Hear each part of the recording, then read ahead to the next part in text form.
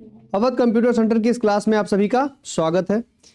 हम लोग पढ़ रहे थे वचन और लगभग सारी चीजें वचन में कंप्लीट हो गई थी। कुछ एक चीजें बची थी जिसके बारे में आज डिस्कस करेंगे। उसके बाद अगले पाठ्यक्रम को पढ़ने की शुरुआत करेंगे। लास्ट टॉपिक क्या लिखा थे वचन में?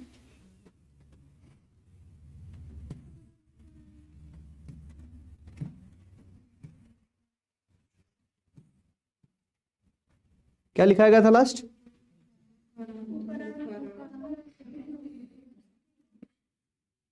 उकारांत,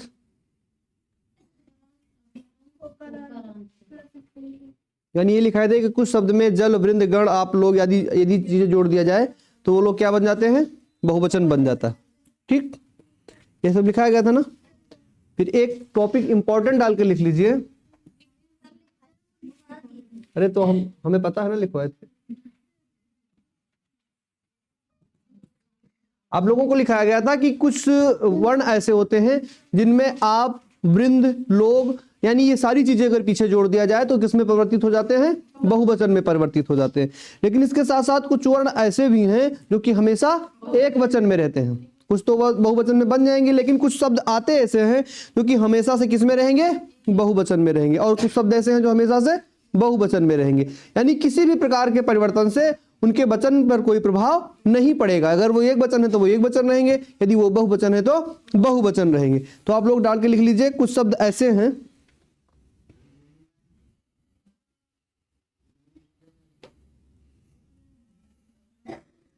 जो हमेशा एक वचन में होते हैं। अच्छा, देख रहे थे कि लिखाया तो नहीं गया है। कुछ शब्द ऐसे हैं जो हमेशा एक वचन में रहते हैं।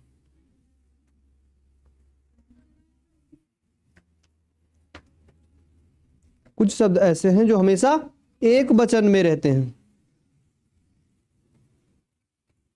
एवं कभी भी उनका बहुवचन नहीं बनाया जा सकता। एवं कभी भी उनका बहुवचन नहीं बनाया जा सकता।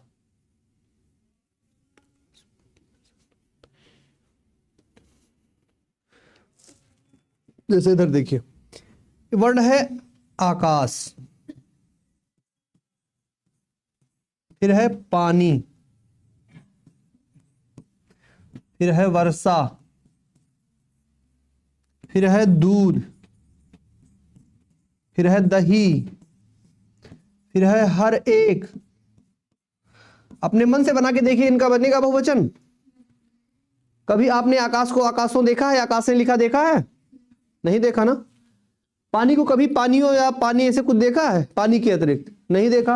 इसी तरह वर्षा को भी आपने कभी वर्षा, वर्षों, अगर वर्षों लिखेंगे तो वो साल हो जाएगा, लेकिन बारिश वाला वर्षा लिखेंगे तो केवल ये एक वचन में ही हमारे सामने आएगा। दूध का दूध हो, ऐसा कुछ लिखा है कभी आपने? यानी ये हमेशा से एक वचन में रहने वाले शब्द होते हैं। इनके वचन में परिवर्तन नहीं किया जा सकता। कौन कौन से हमारे? आकाश है, पानी है, वर्षा है, दूध, दही, हर एक, और भी बहुत सारे हैं। जैसे कि हमारा हो गया जनता, जैसे सत्य, और इस प्रकार के बहुत सारे शब्द हैं जो कि हमें एक वचन में ही हमेशा पढ़ने को मिलेंगे। यानी इनके नंबर में, इनके वचन में कोई परिवर्तन हमें देखने को नहीं मिल सकता है। जैसे है आग, जैसे है प्रत्येक, जैसे है सभा, ये सब क्या रहेंगे? हमेशा एक वचन में रहेंगे। क्या रहेंगे? हमेशा एक वचन में रहेंगे। अच्छा, एक चीज आप लोगों को लिखाया गया था कि कुछ शब्द ऐसे हैं जो हमेशा बहुवचन में होते हैं, लेकिन कुछ शब्द होते, जैसे कि लोग लिखाया गया था ना। लोग, लोग किस में रहते हैं? हमेशा बहुवचन में रहते हैं। लेकिन जो हमारी जनता है वो किस में रहती है? एक वचन में। ये सारी चीजें हमको ध्यान से पढ़नी है कि लोग जो है वो जनता लोगों से ही बनती है, लेकिन जब हम लोग शब्द का जिक्र करेंगे तो वो बहुवचन रहेगा, लेकिन यदि हम जनता शब्द का जिक्र करेंगे तो वो एक वचन रहेगा। आ गया समझ में? ये चीज आप उतार लीजिए।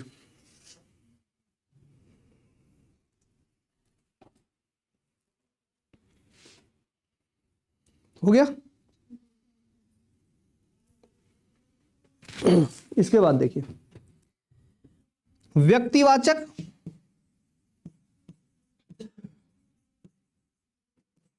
एवं भाववाचक। अभी आप लोगों ने संज्ञा नहीं पढ़ी है ना? व्यक्तिवाचक एवं भाववाचक। व्यक्तिवाचक और भाववाचक यदि संज्ञा है तो वो हमेशा किस में रहेगी? किस में रहेगी? एक वचन या बहुवचन दो ही है तो तुक्का मत मारिए, कोई सही से एग्जैक्ट बताइए। व्यक्तिवाचक और भाववाचक संज्ञा हमेशा किस में रहती है? एक वचन में। Very good.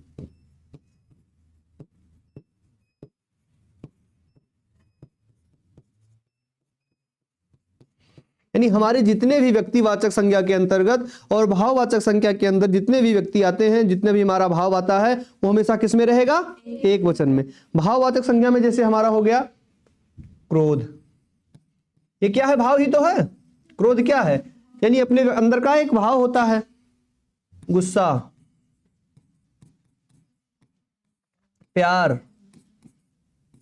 ये सारी चीजें क्या है? ये अपने मन का भाव ही तो है, इमोशन ही तो है। ये सारी चीजें किसमें रहेंगी हमेशा? क्रोध का कभी क्रोधों देखा है लिखे? यानी वो हमारे ऊपर क्रोधों कर रहा था, ऐसा कुछ लिखा नहीं, क्योंकि ये हमेशा किसमें प्रयुक्त होती हैं? एक वचन में प्रयुक्त होती हैं। गुस्सा, क्रोध। उसके बाद में जैसे हमारा हो गया मिठास, किसी फल को या किसी चीज को खाने के बाद में जो उसकी अनुभूति होती है वो भाव ही तो होता है हमारा। क्या होता है? भाव होता है। कोई फल बहुत पका है, बहुत मीठा है, उसको खाने के बाद हमें क्या मिली? मिठास मिली। तो हमारे अंदर क्या आया? ये भाव आया। कौन सी संज्ञा हो गई? ये भाववाचक संज्ञा। ये किसमें प्रयुक्त होगा? एक वचन में। उसके बाद में हमारा व्यक्तिवाचक संज्ञा। व्यक्तिवाचक संज्ञा में कोई नाम जैसे राम, सीता, कमल, किशोर या कोई भी नाम, यानी कोई नाम, कोई व्यक्तिवाचक या कोई भाववाचक, ये दोनों संज्ञाओं से हमें मतलब यह है कि इनका जब भी प्रयोग होगा तब किसमें होगा? एक वचन में प्रयोग होगा। गुस्सा, प्यार, डर, मायूसी, खामोशी, ठीक, ये सारी चीजें क्या हैं? भाववाचक हैं और इसका प्रयोग हमेशा एक वचन में होगा। किसी व्यक्ति का नाम है या व्यक्तिवाचक संज्ञा के अंतर्गत आने वाले जो भी चीजें हैं उनका भी प्रयोग हमेशा एक वचन में होगा। और एक महत्वपूर्ण चीज आप लोगों को बतानी है जो आप लोग हमेशा बोलने में या लिखने में गलतियां करते हैं। बहुत बारीकी वाली चीज है और ये बारीकी वाली चीज शायद आपको कोई बताएगा और ये गलती आप लोग हमेशा हमेशा करते हैं। एक इंपॉर्टेंट, मिटा दें इसको, एक इंपॉर्टेंट टॉपिक ये लिख लीजिए कि किसी को संबोधन के समय, जैसे मान लीजिए संबोधन का मतलब ये है कोई भीड़ जा रही है और भीड़ को संबोधित करता हुआ कोई व्यक्ति कहता है कि यहां पर उपस्थित समस्त सदस्यों, तो ये बताइए सदस्यों लिखा जाएगा, सदस्यों लिखा जाएगा? सदस्यों होगा या फिर सदस्यों होगा? एक नंबर ये और दूसरा नंबर ये, कौन सही है? एक नंबर सही है कि दूसरा नंबर सही है? किसको किसको लगता है कि एक नंबर सही है? अपना हाथ खड़ा करे पूरा। जिसको लगता हो सदस्यों सही है वो अपना पूरा हाथ खड़ा करे, आधा नहीं पूरा, ताकि पता लगे हाँ नामे है कि नहीं। जिसको लगता है सदस्यों है वो अपना हाथ खड़ा करे। दूसरा नंबर किसको लगता है? और कुछ लोगों को तो कुछ लगता ही नहीं है। यही है ना? क्या है सही इसमें? सदस्यों सही है या सदस्यों सही है? अगर आपसे बोलने को कहा जाए तो आप सदस्यों बोलेंगे या सदस्यों बोलेंगे? एक नंबर या दो नंबर?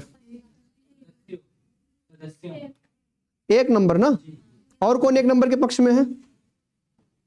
पूरा हाथ उठाइए ताकि काउंट कर सके कितने बेवकूफ हैं क्लास में। लगभग सारे। यहां सदस्यों नहीं बोला जाएगा, ठीक? क्या बोला जाएगा? सदस्यों। यही गलती आप लोग बोलने में और लिखने में दोनों चीजों में करते हैं, ठीक है? सदस्यों नहीं बोला जाएगा। और आप जब वचन में यही छोटी चीजें आपको गलत करने का मौका दे देंगी और आप देखे टिक मार के चले जाएंगे, आपका क्वेश्चन चला जाएगा, तुरंत 2 नंबर कम हो जाएगा।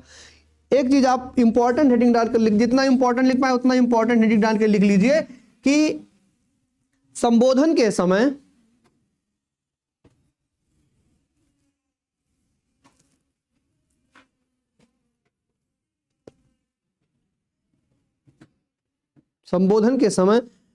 ओ का प्रयोग नहीं करना चाहिए। किसका प्रयोग नहीं करना चाहिए?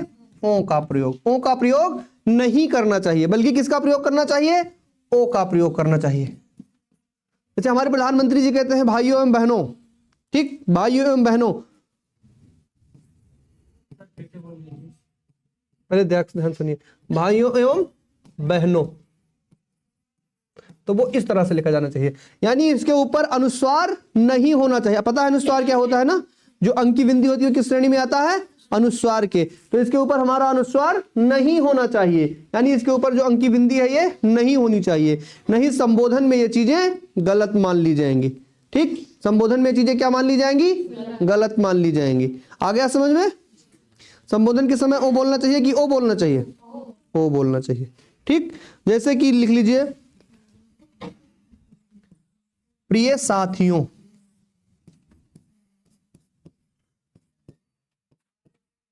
प्रिय साथियों सही है या साथियों सही है? क्या सही है? प्रिय साथियों। ठीक, प्रिय साथियों। जैसे हो गया मित्रों, ये सही है कि या सही? ये सही है। मित्रों या मित्रों, क्या सही है? मित्रों। अब आपको समझ में आ गया ना कि संबोधन में क्या लिखना है? पेपर में आएगा तो कर लेंगे आप। ठीक, बहुत अच्छा। और एक चीज है, जहां पर हम विस्मयादि बोधक चिन्हों का प्रयोग करते हैं, विस्मयादि बोधक चिन्ह क्या है? ये चिन्ह क्या होता है? विस्मयादि बोधक। जहां पर भी हम विस्मयादि बोधक चिन्हों का प्रयोग करते हैं वहां हमारा अनुस्वार का प्रयोग नहीं होगा। ये चीज लिखने की जरूरत नहीं है, समझ लीजिए बस। जहां भी हम विस्मयादि बोधक चिन्हों का प्रयोग करते हैं वहां पर हमारा क्या नहीं होगा? अनुस्वार नहीं होगा। विस्मयादि बोधक चिन्हों का प्रयोग कहाँ किया जाता है? जो विस्मय वाली चीजें हैं वहां पर विस्मयादि बोधक का चिन्हों का प्रयोग करते हैं। हालांकि ये आपसे ऊपर लेवल का है, आरो लेवल का है, आपको जानने की आवश्यकता ज्यादा नहीं है। समझ में आ गया इतनी चीजें? और कोई चीजें वचन में आपको जाननी जो पढ़ाया जा चुकी हैं? वचन जो पढ़ाया जा चुका है उसमें कोई समस्या किसी को? आप लोगों का पहला क्लास है हिंदी का? कितने लोगों का? आपका पहला क्लास है हिंदी का? इससे पहले आप नहीं है हिंदी में? से पहले आए। 3 लोगों को पहला क्लास है। ठीक, समझ में आ रहा है हिंदी? समझ में आ रहा है? ठीक, तो हमारा ये वचन का चैप्टर है, ये हमारा वचन का चैप्टर जो है ये क्या होता है? समाप्त होता है। ठीक है, इससे पहले जो चीजें इकारांत, उकारांत, एकारांत आदि चीजें समझ में आई है ना अच्छे से? ठीक, तो हमारा ये चैप्टर फिनिश होता है। अब कौन? नहीं, अरे पहले पढ़ाया जा चुका है भैया, ये थोड़ा सा बचा था बस। अब हमारा नया चैप्टर है, बहुत इंटरेस्टेड चैप्टर है, वो है रस। कौन सा चैप्टर है? रस। एक इंटरेस्टेड चैप्टर है जिसको पढ़ने में ज्यादा मन लगेगा आपको। रस कितने प्रकार का होता है? 3 प्रकार। कौन कौन से? कौन कौन से रस? श्रृंगार रस। हो गया 3। ठीक है, ठीक है, जितना भी पता है अच्छी बात है। हो गया।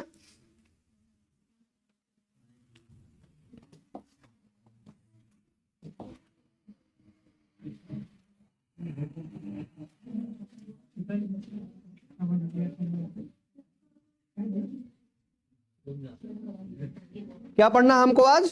रस। ये किसके अंतर्गत आता है? काव्य के। काव्य के जो हमारे अंग हैं वो कुल मिला के कितने अंग हैं? काव्य के कितने अंग होते हैं? तो आप बोलेंगे काव्य के 3 अंग होते हैं। कितने अंग होते हैं? 3 अंग। लेकिन रस के नहीं, हम काव्य के बारे में बता रहे हैं। काव्य के कितने अंग होते हैं? 3 अंग। 3 अंग में पहला क्या बोलता है? रस। दूसरा छंद, और तीसरा अलंकार। बहुत अच्छा। रस, छंद और अलंकार। आपसे कोई पूछेगा कि काव्य के कितने वेद होते हैं, कितने अंग होते हैं, तो कितने होते हैं? 3 अंग होते हैं। लेकिन हमको पढ़ना क्या है आज इसमें? रस पढ़ना है। ठीक, पढ़ना क्या है? रस पढ़ना है। तो हेडिंग क्या डालेंगे हम लोग? रस।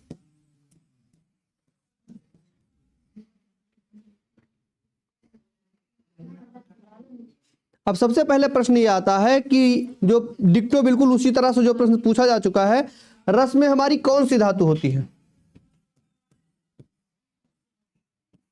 रस में हमारी कौन सी धातु होती है? क्या कोई बता सकता है कि रस में कौन सी धातु पाई जाती है? तो लिख लीजिए, रस में हमारे श्री धातु पाई जाती है। कौन सी धातु? श्री धातु।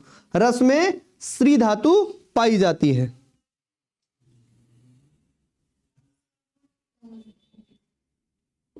ठीक। अब श्री का मतलब क्या होता है, क्योंकि एक श्री तो इस तरह से लिखा जाएगा, लेकिन ये श्री दूसरा है। सा में ये कौन सा रहा है हमारा,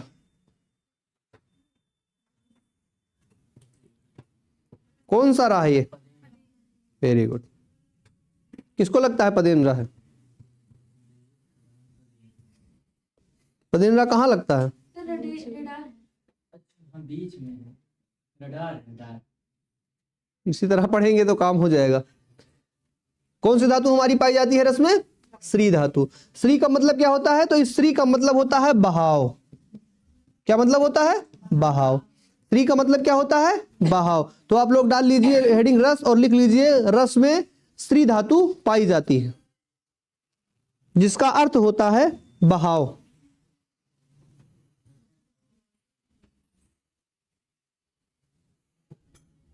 जिसका क्या अर्थ होता है? बहाव। एवं रस में कौन सा प्रत्यय पाया जाता है? प्रत्यय बता चुके हैं ना किसको कहा जाता है? जो मूल धातु के पहले लगता हो उसको उपसर्ग, और जो मूल धातु के बाद में लगता हो उसको क्या कहा जाता है? प्रत्यय कहा जाता है। यानी मूल धातु के बाद में लगने वाला जो वर्ण है उसको क्या बोलेंगे हम लोग? प्रत्यय बोलेंगे। तो रस में हमारी कौन सी धातु हो गई? श्री धातु। अब दूसरी बारी आती है कि रस में प्रत्यय कौन सा होता है। हमने आपको पहले दिन कहा था कि हिंदी में हमारी गारंटी है कि कुछ भी बाहर नहीं आने दूंगा। आप ध्यान से केवल पढ़िए। रस में हमारा श्री धातु, तो प्रत्यय कौन सा है? तो रस में अच प्रत्यय आता है। कौन सा प्रत्यय है?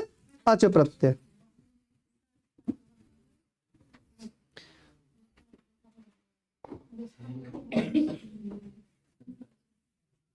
श्री का अर्थ क्या होता है? बहाव। कौन सी धातु है इसमें? श्री धातु। कौन सा प्रत्यय है? अच प्रत्यय। कोई समस्या किसी को आ रही है समझ में? चीजें आ रही है समझ में? ठीक ठीक। अब आगे बढ़ा जाए। देखिए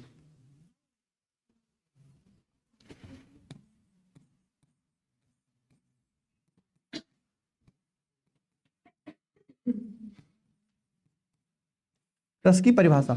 कितने लोगों को रस की परिभाषा पता है पहले से? बताइए बताइए रस की परिभाषा। किसी नाटक को देखने अथवा किसी मतलब पाठ को पढ़ने से पाठक एवं दर्शक के हृदय में जो रस मतलब जो भाव उत्पन्न होता है उसे रस कहते हैं। वेरी गुड, बहुत अच्छा। किसी पाठ्य को या किसी नाटक को या किसी काव्य को पढ़ने के बाद में दर्शक के या पात्र के मन में जो भाव उत्पन्न होता है इसको क्या कहा जाता है? रस कहा जाता है। लेकिन ये चीजें जो आपने पढ़ी हैं वो शायद 12th या 10th के एग्जाम में पढ़ी होगी, ऐसा ही है ना? और आप यहाँ दे रहे हैं कंपटीशन का एग्जाम। आपके दृष्टिकोण से तो वो चीजें सही है, यदि आप ऐसा लिखेंगे तो कोई गलत नहीं कर सकता। लेकिन समस्या इसमें क्या है कि आप जो पेपर देने जा रहे हैं वो ऑब्जेक्टिव टाइप है, बहुविकल्पीय टाइप का। तो उसमें जो चीजें लिखी आएंगी केवल उसी में से आपको उत्तर देना है, ना कि अपने मन से उसमें कुछ लिखना है। ठीक। तो आप लोग रस की परिभाषा लिख लीजिए कि साहित्य के विभिन्न अंगों, साहित्य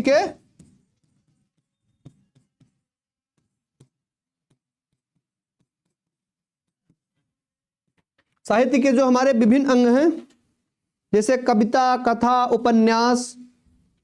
क्या? कविता, कथा, उपन्यास। साहित्य के जो हमारे विभिन्न अंग हैं क्या हैं? कविता, कथा, उपन्यास, नाटक। नाटक भी आएगा ना साहित्य में?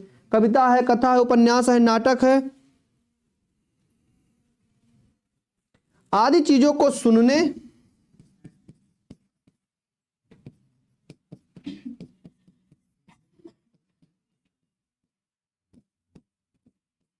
व देखने में जो आनंद आता है। ठीक। जो हमारी कविता है, कथा है, उपन्यास है, नाटक है आदि चीजों को जो लिखने, देखने, पढ़ने आदि में जो हमें आनंद प्राप्त होता है उसको हम क्या कहते हैं? रस कहते हैं। यानी काव्य की चीजें को पढ़ने के बाद में जो हमें आनंद उत्पन्न होता है उसको हम किस श्रेणी में रखते हैं? रस की श्रेणी में रखते हैं।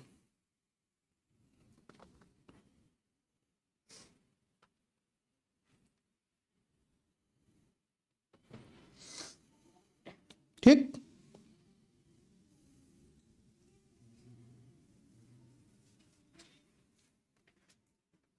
इधर देखिए, अब रस की उत्पत्ति कैसे हुई? ये प्रश्न आएगा ना कि रस की उत्पत्ति कैसे हुई, हमारी हिंदी काव्य में रस कैसे आया, रस की आवश्यकता क्यों पड़ी, ये सारी चीजें आएंगी समझ में। सारी प्रश्न भी सारे आएंगे कि आखिर हिंदी व्याकरण में या हिंदी भाषा में रस की उत्पत्ति क्यों हुई। हमारे एक बहुत ही प्राचीन महापुरुष थे जिनका नाम था भरत मुनि। क्या नाम था उनका? भरत मुनि। और उनकी एक प्रसिद्ध पुस्तक है, उसका नाम है नाट्यशास्त्र। क्या नाम है इसका? नाट्यशास्त्र। कौन थे? भरत मुनि। और इनकी पुस्तक का क्या नाम है? नाट्यशास्त्र। इन्होंने रस के संदर्भ में अपनी पुस्तक नाट्यशास्त्र में कुछ संकेत लोगों को दिए थे। उन्होंने कहा था विभावानुभाव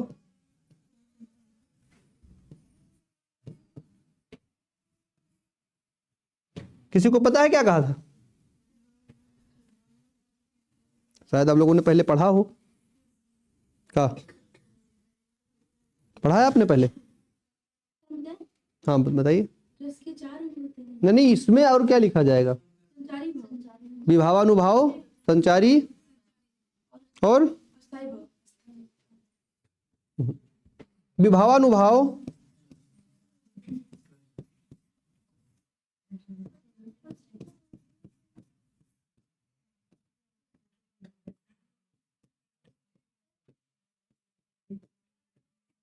विभावानुभाव संचारी होगा दस्य निश्यति, यानी विभाव, अनुभाव और संचारी भाव आदि चीजों से क्या होता है? रस की उत्पत्ति यानी निष्पत्ति होती है। इन्होंने एक लाइन में सारी चीजों को स्पष्ट कर दिया था। ठीक, विभावानुभाव व्यभिचारी संयोगा निष्पत्ति। विभावानुभाव संचारी संयोगादृश्य निष्पत्ति, यानी ये पंक्ति आपको जरूर लिखनी है, क्योंकि ये किसके द्वारा कही गई पंक्ति है? भरत मुनि के द्वारा। किस पुस्तक में कहा गया है? नाट्यशास्त्र में। कहीं कहीं आपको ये सीधा पेपर में आया है कि ये लाइन आपको लिख के दे देगा और ये बोलेगा कि ये किस काव्य से लिया गया है, महाभारत, रामायण, नाट्यशास्त्र, और ऐसे करके 4 ऑप्शन आपको देगा, उसमें से एक टिक करना रहेगा। इसलिए चीजें लिखना आपको जरूरी है। विभावानुभाव व्यभिचारी संयोगादृश्य निष्पत्ति। ठीक, जो हमारे भरत मुनि थे उन्होंने क्या कहा था कि विभावानुभाव संचारी संयोगादृश्य निष्पत्ति, यानी विभाव, अनुभाव, संचारी भाव और आदि चीजों से मिलकर रस की निष्पत्ति यानी उत्पत्ति होती है।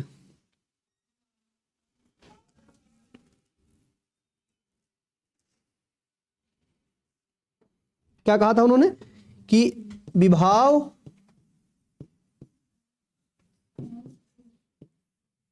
प्लस अनुभाव प्लस व्यभिचारी भाव,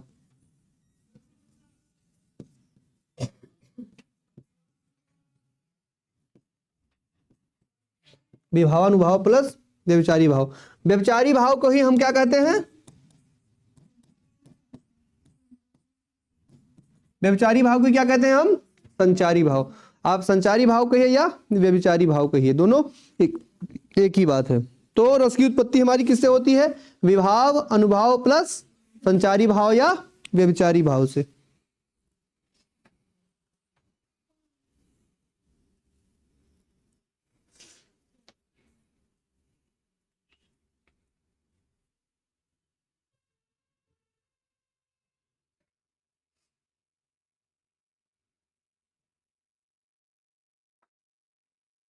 ठीक, अब ये चीज देखनी है कि कितनी चीज हमारी हो गई। पहला हो गया विभाव, फिर हमारा क्या आता है? और फिर क्या आता है?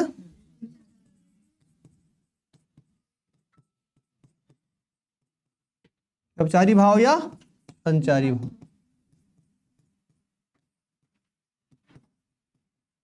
आ गया समझ में? कितने चीजें आती हैं पहले हमारी? 3 चीजें। व्यभिचारी भाव को क्या क्या कहते हैं हम? संचारी भाव। ठीक, अब व्यभिचारी भाव संचारी भाव रहेगा तो आप अलग से टिक मत करना, क्योंकि दोनों एक ही चीजें हैं। इसके बाद फिर हम किसका जिक्र करते हैं? आचार्य। मिटा दें इसको।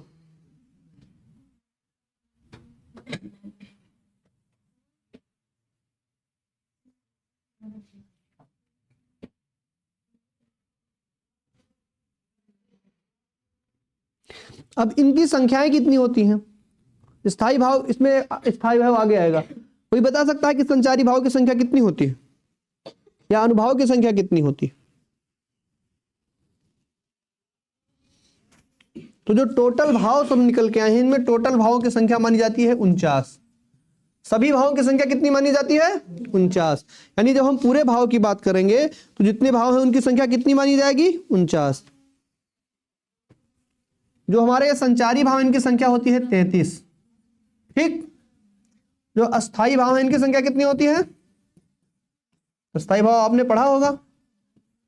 अस्थाई भाव की संख्या कितनी होती है? क्या? 11। ठीक, अभी समझ में आएगा 11 है कि कितना है।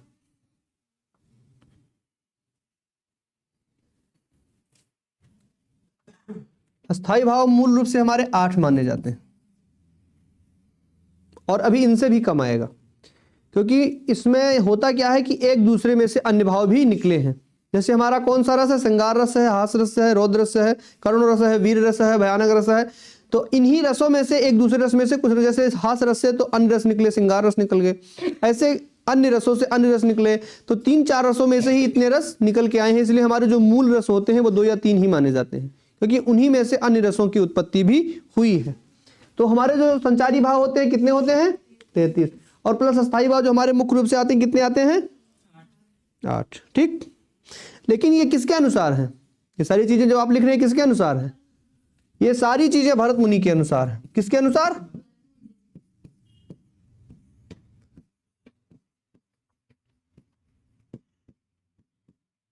ठीक, सारी चीजें किसके अनुसार हैं? भरत मुनि के अनुसार। ठीक है, आ गया समझ में इतनी चीजें? किसी को कोई डाउट? कुछ पूछना है तो पूछ सकते हैं। इतनी चीजें समझ में आ गई? भरत मुनि का जो प्रमुख काव्य था कौन सा था? नाट्यशास्त्र। क्या लिखा था उन्होंने रस के बारे में? विभावानुभाव संयाजी संयोगादृश्य निष्पत्ति, यानी विभाव, अनुभाव, संचारी भाव या व्यभिचारी भाव से निकल के रस की निष्पत्ति या रस की उत्पत्ति होती है। ठीक है, अब हम देखेंगे रस के 4 अंग कौन कौन से हैं। आप लोग हेडिंग डाल लीजिए, रस के प्रमुख अंग।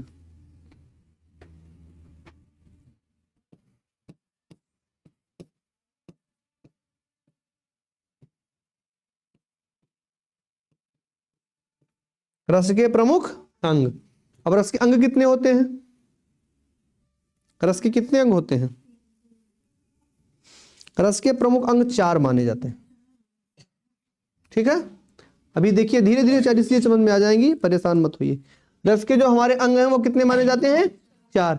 अभी रस के 4 अंग कौन कौन से हैं? ठीक, एक हो गया विभाव, दूसरा क्या होगा हमारा? अनुभाव, तीसरा, चलिए संचारी भाव लिख लेते हैं, चौथा, और चौथा हो गया अस्थाई भाव। चारों अंग पता चल गए रस के। ठीक, विभाव, अनुभाव, संचारी भाव और अस्थाई भाव। आगे चल करके हम इन सारी चीजों के बारे में बहुत बेहद रूप से चर्चा करने वाले हैं, ताकि आधा चीज पढ़ने के बाद आधी चीजें आपको खुद समझ में आ जाए। ठीक है, सबसे पहले हम क्या देखेंगे? अब हम सबसे पहले इसमें देखेंगे क्या है हमारी हेडिंग? विभाव। विभाव क्या होता है? अबे विभाव क्या है? विभाव क्या है? किसी को पता है? हमारे विभाव से में से भी 2 चीजें निकल के आती हैं। एक तो आता है आलंबन और दूसरा निकल के आता है उद्दीपन। क्या होता है विभाव में? एक चीजें निकल के आती हैं आलंबन, दूसरा चीजें क्या निकल के आती है? उद्दीपन। आप समझ लेंगे तो बहुत अच्छे से अपने आप लिख भी पाएंगे। विभाव से निकल के कितनी चीजें हमारी आती हैं? एक आलंबन, दूसरा उद्दीपन। अब ये जो आलंबन है इसको हम क्या कहते हैं?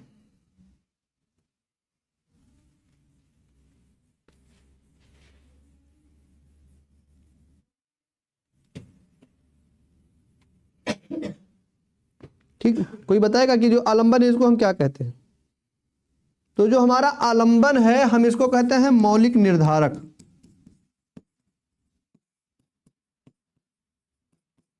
आलंबन को अन्य किस नाम से जाना जाता है? मौलिक निर्धारक।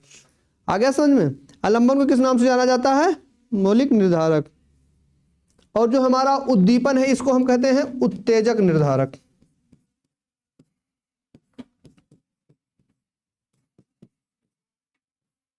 मौलिक निर्धारक और उत्तेजक निर्धारक।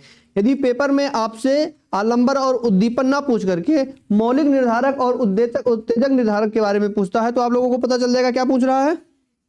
ठीक, क्या पता लग जाएगा क्या पूछ रहा है? आलंबन और उद्दीपन के बारे में पूछ रहा है। अब ये हमारे आलंबन भी दो प्रकार के होते हैं।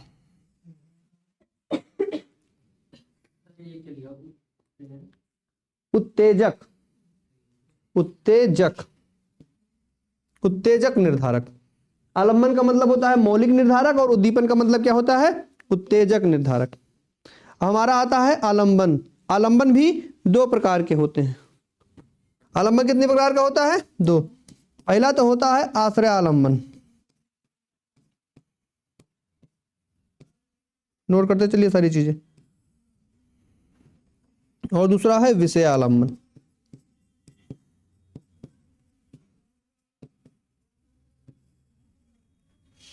आलंबन कितने प्रकार का हो गया हमारा? दो प्रकार का। पहला क्या? आश्रय आलंबन, दूसरा विषय आलंबन। क्योंकि रस में कहीं से भी प्रश्न दे देगा, ये मेरी गारंटी है कि आप सही करके ही आएंगे। अगर आपने ये सारी चीजें लिख ली तो वो रस में कहीं से भी क्यों ना प्रश्न दे दे तो अंततः आप क्या करके आएंगे? सही करके आएंगे। ठीक है, पता चल गया कि क्या है? एक आलंबन में हमारी दो चीजें आ गई, आश्रय आलंबन और विषय आलंबन। ठीक है, यानी हमने विभाव देख लिया। दूसरा डाल लीजिए, विभाव के बाद क्या आता है? अनुभाव। लेकिन हम पढ़ेंगे सबसे पहले अस्थाई भाव, क्योंकि पेपर में ज्यादा क्या पूछा जाता है? रस या तो अस्थाई भाव। इसकी संख्या कितनी होती है? कितनी? 8। अस्थाई भाव, अब अस्थाई भाव में लिख लीजिए।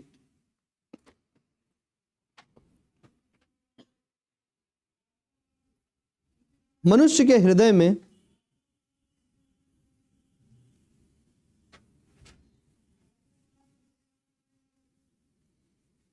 मनुष्य के हृदय में सदैव रहने वाले भावों को, सदैव रहने वाले भावों को क्या कहा जाता है? अस्थाई भाव कहा जाता है। ये अस्थाई भाव जो होते हैं ये हमेशा हमेशा के लिए मनुष्य के हृदय में विराजते हैं, यानी हमेशा के लिए मनुष्य के हृदय में रहते हैं। और इन्हीं स्थायी भावों को ही रस कहा जाता है। इनकी परिपक्व अवस्था क्या कहलाती है? इन्हीं स्थायी भाव की परिपक्व की जो अवस्था है वो हमारी रस कहलाती है। यानी स्थायी भाव की अवस्था जब पूरी तरह से पूर्ण हो जाती है तो किस रूप में बदल जाता है? रस के रूप में। यानी आपके मन में डर का भाव बैठ गया और धीरे धीरे जब वो पूर्णता को प्राप्त होगा तो किसमें निर्माण हो जाएगा? उसमें रस का निर्माण हो जाएगा। अस्थाई भाव जो अपनी पूर्णता को प्राप्त होता है तो वो किसका निर्माण कर लेता है? रस का निर्माण कर लेता है। ठीक, अब अध्ययन के आधार पर देखेंगे तो हमारे अस्थाई भाव की संख्या 9 मानी जाएगी। कितनी मानी जाएगी? 9। लेकिन भरत मुनि ने कितना माना था? 8 माना था। ये चीजें आपको देखनी है कि वो भरत मुनि के द्वारा पूछ रहा है या फिर सामान्य रूप से पूछ रहा है। अगर आपसे पूछेगा कि अस्थाई भाव की संख्या कितनी होती है तो 9। भरत मुनि के अनुसार अस्थाई भाव की संख्या कितनी होती है तो 8। ये गलती आपको एग्जाम में बिल्कुल नहीं करनी है। ठीक, ये चीजें आपको समझ में आ रही हैं कि जो अस्थाई भाव की परिपक्व अवस्था है वो क्या कहलाती है? रस कहलाती है। और अस्थाई भाव वो चीजें हैं कि जो हमेशा के लिए हमारे हृदय में विराजने वाले तत्व हैं, उनको क्या कहा जाता है? अस्थाई भाव कहा जाता है। और अस्थाई भाव जब परिपक्व हो जाता है तो क्या कहलाता है? रस कहलाता है। कोई समस्या किसी को?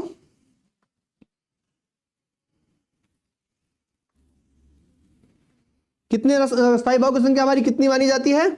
9। लेकिन इसमें 2 नए रस आ गए हैं, एक भक्ति रस, दूसरा हमारा वात्सल्य रस। कौन कौन से रस? भक्ति रस और वात्सल्य रस। तो हमारे अस्थाई भाव की संख्या कितनी हो गई है? 11। अब जो लोग 11 कह रहे थे उनका इस आधार पे सही है। यानी जब भक्ति रस और वात्सल्य रस को हम लोग जोड़ लेते हैं तब हमारे स्थायी भाव की संख्या कितनी हो जाती है? 11 हो जाती है। अगर उनको नहीं जोड़ते तो कितनी रहती है? 9 रहती है। भरत मुनि के अनुसार स्थायी भाव की संख्या कितनी है? 8। ये सारी चीजें आपको क्लियर होनी चाहिए। कोई डाउट तो नहीं है? रस की संख्या कितनी मानी गई मूल रूप से? 9। भरत मुनि के अनुसार 8, और जब 2 रस और जोड़ लेंगे तो कितना हो जाएगा? 11 हो जाएगा। ठीक, अब सबसे पहले हम लोग क्या करेंगे, एक तरफ लिख लेंगे रस और दूसरी तरफ क्या लिख लेंगे? अस्थाई भाव।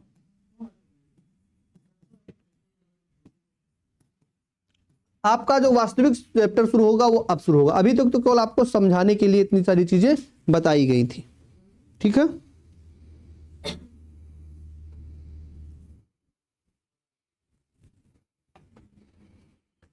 और तीसरा हेडिंग आप डाल सकते हैं प्रतिपादक। ठीक है, 3 कॉलम आप ऐसे बना सकते हैं, एक तरफ रस, दूसरी तरफ स्थायी भाव, तीसरी तरफ प्रतिपादक। और पहले ध्यान से समझ लीजिए, उसके बाद लिखना है। तो पहला रस हमारा कौन सा है? श्रृंगार रस। पहला रस कौन सा है हमारा? श्रृंगार रस। ठीक, दूसरा रस कौन सा आता है हमारा? वीर रस। तीसरा कौन सा आएगा?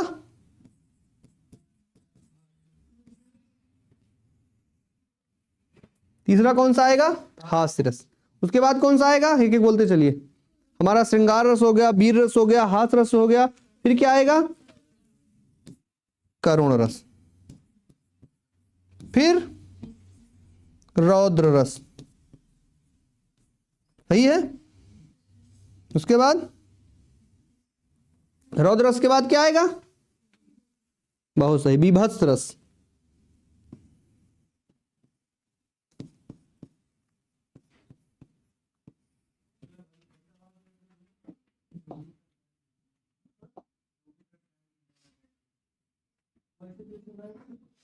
बीभत्स रस, और बाद में पढ़ेंगे क्योंकि ज्यादा हो गया।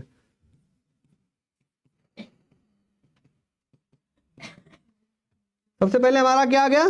श्रृंगार रस। दूसरा क्या आ गया? वीर रस। तीसरा क्या आ गया? हास्य रस। चौथा क्या आ गया? करुण रस। पांचवा रौद्र रस। छठवा बीभत्स रस। फिर आएगा हमारा अद्भुत रस। फिर आएगा भयानक रस। फिर आएगा शांत रस। कितना हो गया अब ये?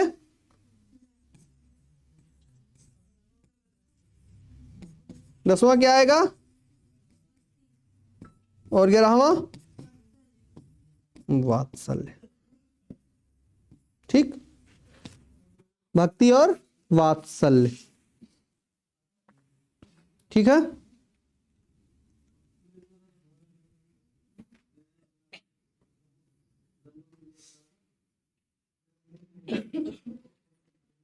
अब सबके स्थायी भाव देखेंगे हम। श्रृंगार रस का स्थायी भाव क्या होता है? श्रृंगार रस का स्थायी भाव क्या होता है? रति।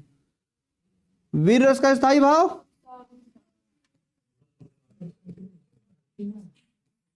हास्य रस का स्थायी भाव?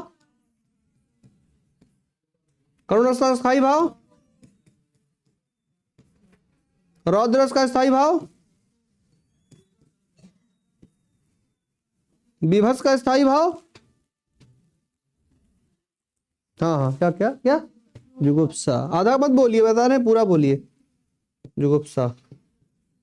इसको एक चीज और कहते हैं, घृणा। जुगुप्सा को क्या कहते हैं? घृणा। जुगुप्सा को क्या कहा जाता है? घृणा भी कहा जाता है। अब आता है हमारा अद्भुत रस का स्थायी भाव क्या होता है? विस्मय। विस्मय क्या है? किसी चीज को सुनने के बाद आप परेशान हो जाए, ऐसा हो सकता है, उसको क्या कहेंगे हम? विस्मय कहेंगे। फिर आता है भयानक रस। इसका स्थायी भाव? भय। शांत रस का स्थायी भाव? निर्वेद। भक्ति रस का स्थायी भाव? भगवत प्रेम।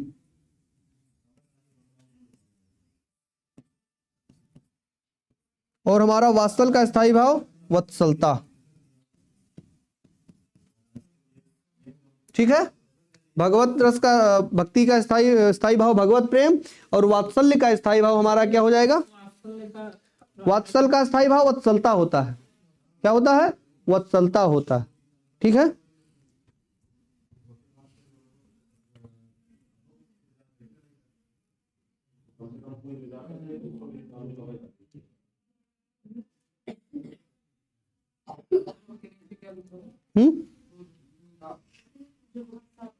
जुगुप्सा, जुगुप्सा, जुगुप्सा मतलब घृणा, किसी चीज को देखने से उससे दूरी बनने को मन करे, उससे क्या कहेंगे हम? घृणा कहेंगे।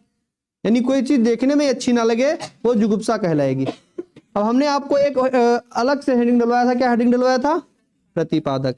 यानी ये जो प्रमुख रस हैं इनमें से इसके प्रतिपादनकर्ता कौन है, किसके द्वारा प्रतिपादित हुए हैं? तो आप डाल लीजिए एक शांत रस।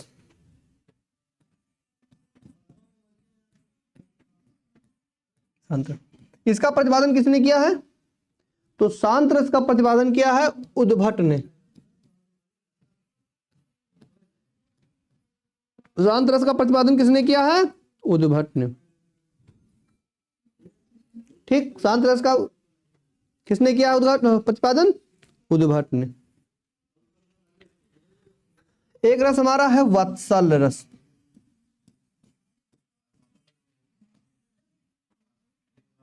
ठीक, आपने इससे पहले पढ़ा तो होगा कि हमारे दो अतिरिक्त रस होते हैं, लेकिन इनको प्रतिपादित किसने किया यानी इनको लाया किसने, ये चीजें आपने शायद नहीं पढ़ी होंगी।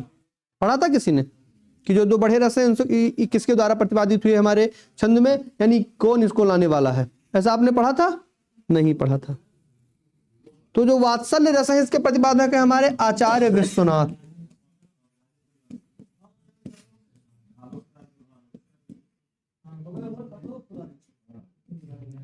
वात्सल्य रस के प्रतिपादक कौन है? आचार्य विश्वनाथ। सर शांत रस का अस्थायी भाव क्या है? शांत रस का आपका अस्थायी भाव निर्वेद होता है। निर्वेद का मतलब क्या होता है? शांत रस का अस्थायी भाव क्या होता है? निर्वेद। भक्ति का भगवत प्रेम, भक्ति का भगवत प्रेम, और वात्सल्य का वत्सलता। निर्वेद का मतलब क्या होता है, कोई बता सकता है? निर्वेद का मतलब होता है वैराग्य। निर्वेद का मतलब क्या होता है? वैराग्य। चलिए देखिए, हमारा एक रस और आता है भक्ति रस। कौन सा रस? भक्ति रस। अब इसका प्रतिपादन किसने किया है? दो रस तो हमारे हैं। शांत रस का प्रतिपादन उद्भट ने किया, वात्सल्य रस का प्रतिपादन आचार्य विश्वनाथ ने किया, और हमारा एक अंतिम रस आता है भक्ति रस। भक्ति रस का प्रतिपादन किसने किया? तो लिख लीजिए रूप गोस्वामी,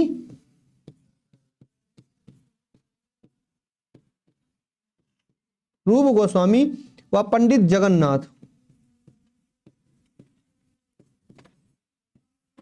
रूप गोस्वामी व पंडित जगन्नाथ। ठीक, रूप गोस्वामी व पंडित जगन्नाथ। मिटा दें इधर। लिख लिया सब लोगों ने? अभी नहीं लिखा? लिख लीजिए। तो पहले समझ लीजिए उसके बाद लिखिएगा। बता रहे हैं तो पूरा समझाए कहां से? अभी पहले आप लोग लिखना शुरू कर देते हैं, समझ में आता नहीं है। पहले समझ लीजिए, वो मिटाएंगे नहीं बोलेंगे आप, तो पहले समझ लीजिए। हमारे 9 मूल रस थे, उसमें 2 रस जोड़ा गया। कौन सा? भक्ति रस और वात्सल्य रस। कितने हो गए रसों की संख्या? 11 हो गई। अब 11 में हमने प्रतिपादक के बारे में लिखा है, तो शांत रस का जो प्रतिपादन किया वो किसने किया था? उद्भट ने। शांत रस का प्रतिपादन किसने किया? उद्भट ने। फिर हमारा आता है वात्सल्य रस। वात्सल्य रस का प्रतिपादन किसने किया? आचार्य विश्वनाथ ने। ठीक, हमारा भक्ति रस आता है। भक्ति रस का प्रतिपादन किसने किया? रूप गोस्वामी व पंडित जगन्नाथ ने। 11 रस थे, 11 में 3 रस का पता लग गया आपको, किसने किया? अगर आपसे पूछता है कोई शांत रस का प्रतिपादन किसने किया, तो उद्भट ने। वात्सल्य रस का प्रतिपादन किसने किया? तो आचार्य विश्वनाथ ने। भक्ति रस का प्रतिपादन किसने किया? तो रूप गोस्वामी ने। अब आपके शेष कितने रस बचते हैं? 8 रस।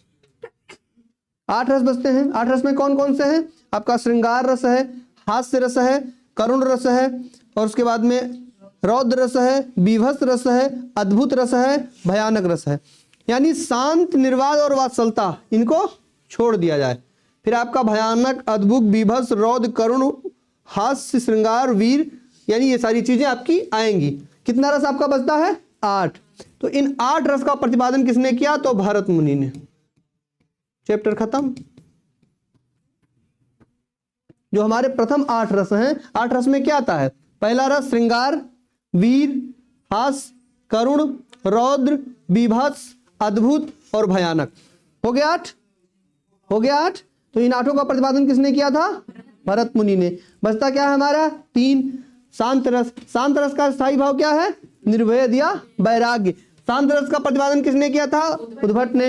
हमारा भक्ति रस बचता है। भक्ति रस का प्रतिपादन किसने किया था? आचार्य विश्वनाथ ने। लास्ट में बनता है हमारा वात्सल रस। वात्सल रस का उत्पादन किसने किया था? आचार्य विश्वनाथ ने। भक्ति रस का प्रतिपादन रूप गोस्वामी व पंडित जगन्नाथ ने। सब खत्म। अब किसी को ना समझ में आया हो तो वो पूछ सकता है समझने के बाद।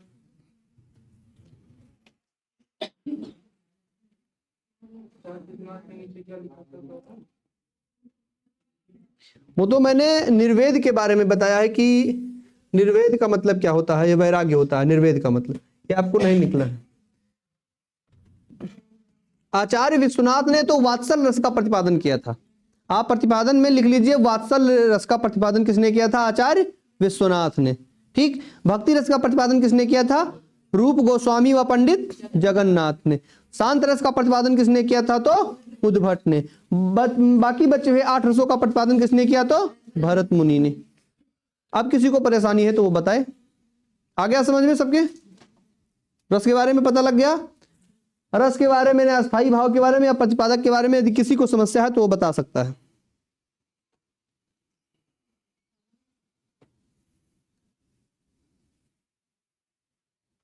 हो गया? मिटा दें इसको? सबने लिख लिया? ठीक। चलिए अब एक चीज आप समझिए। पहले अभी हमने जो बताया वो रसों की संख्या कितनी थी हमारी? 11, जिसमें मूल रूप से कितने रस थे? 9। और उसमें से भरत मुनि के द्वारा कितने रस थे? 8 रस। लेकिन हम मौलिक रसों की यदि बात करें, किसकी बात करें? मौलिक रस।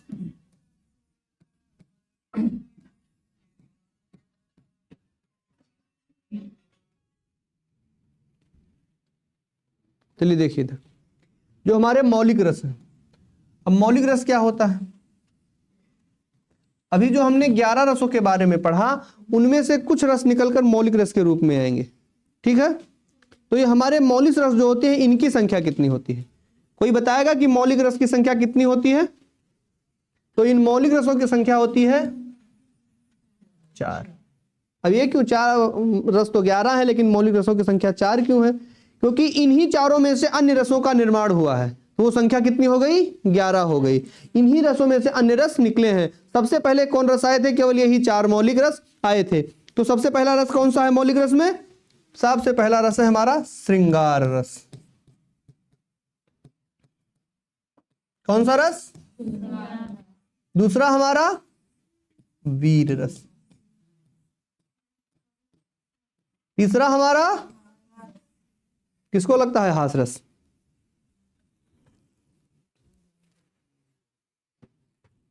फिर हमारा है रौद्र रस। और चौथा और अंतिम मौलिक रस है विभत्स रस। आप लोग सोचेंगे जब केवल 4 रस हैं तो अन्य रस कैसे बन गए इसमें से? हास्य और करुण, उसके बाद में भयानक, ये सारे रस कैसे निर्माण हो गए इन लोगों का? तो जो रस है हमारे इन्हीं रसों में से रसों की उत्पत्ति हुई है। यदि हम श्रृंगार रस देखेंगे तो श्रृंगार रस से कौन सा हास्य निकला है? हास्य रस। श्रृंगार रस में से कितने रस निकले हैं? कौन सा रस निकला है श्रृंगार रस में से? हास्य रस। तो हमारी रसों की संख्या बढ़कर कितनी हो गई थी? 5। 4 से 5। यानी जो 4 मौलिक रस थे वो कौन कौन से थे हमारे? श्रृंगार रस, वीर रस, रौद्र रस और विभत्स रस। अब जब श्रृंगार रस को देखा गया तो इसमें एक नया रस निकला, उसका क्या नाम था? हास्य रस। या तो लिख लीजिए तो समझ लीजिए। श्रृंगार रस में से हमारा कौन सा रस निकला? हास्य रस। अब हमारे रसों की संख्या कितनी हो गई? 5। पहले मौलिक रूप से कितने रस थे? 4। बहुत अच्छा। ठीक। अब हमारा आता है वीर रस। इसमें से भी कोई रस निकला होगा? किसी को अनुमान है कौन सा रस निकला गया इसमें से? वीर रस में से कौन सा रस निकला था? वीर रस में से कौन सा रस निकला था? तो वीर रस में से हमारा निकला अद्भुत रस। कौन रस निकला? अद्भुत रस। अब हमारे रसों की संख्या कितनी हो गई? छः। कितनी हो गई? 6। वीर रस में से निकला हमारा अद्भुत रस, और हमारे रसों की संख्या कितनी हो गई? 6 रस। तो हमारा बनता है रौद्र रस। रौद्र रस से कौन रस निकला? तो रौद्र रस से हमारा करुण रस। रौद्र रस से कौन सा रस निकला? करुण रस। और अब संख्या कितनी हो गई हमारे रसों की? 7। लास्ट में हमारा कौन सा रस बचता है? तो बीभत्स से हमारा निकलता है भयानक रस।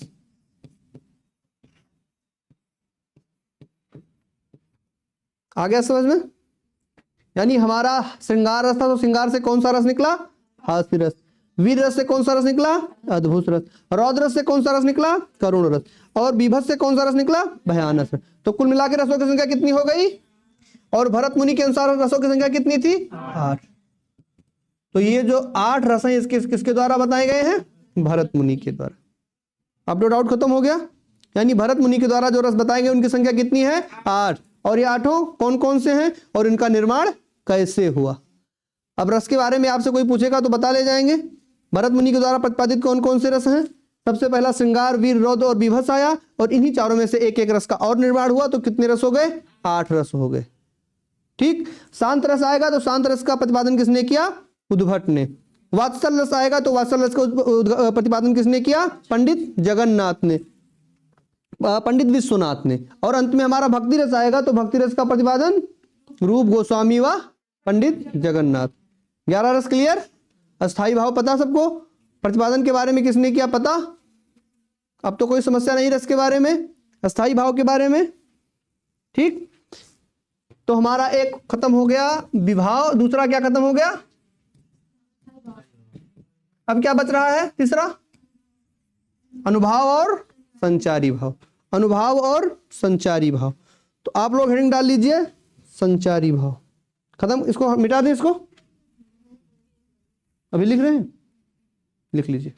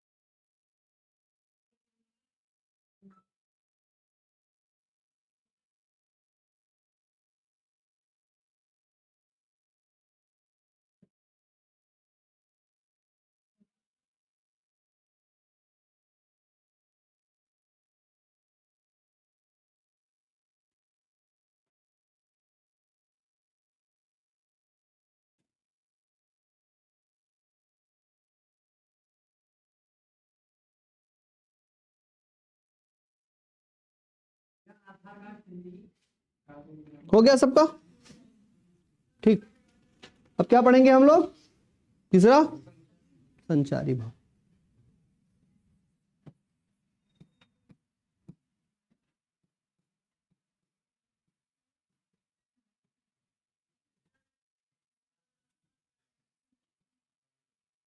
तीसरा क्या पढ़ेंगे हम लोग? संचारी भाव। अब ये संचारी भाव क्या होता है? किसी को पता संचारी भाव?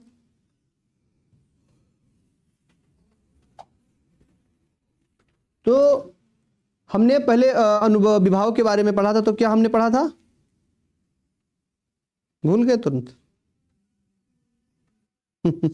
अस्थाई भाव के बारे में हमने क्या पढ़ा था?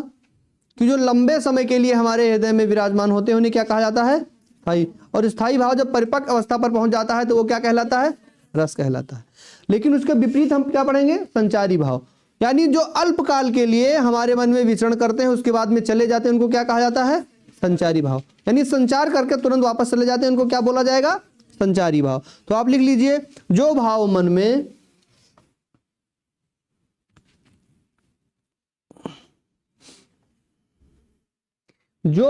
में केवल अल्पकाल तक संतरण करके चले जाते हैं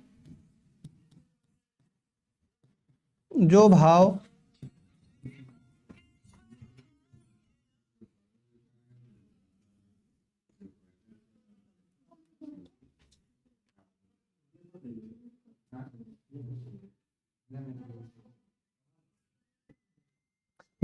मन में केवल अल्पकाल तक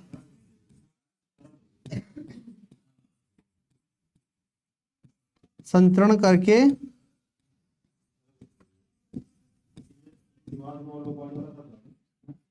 चले जाते हैं, उन्हें क्या कहा जाता है? संचारी।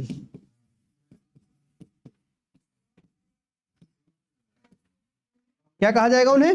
संचारी भाव। जो भाव मन में अल्पकाल तक संचरण करके चले जाते हैं उन्हें क्या कहा जाता है? संचारी भाव।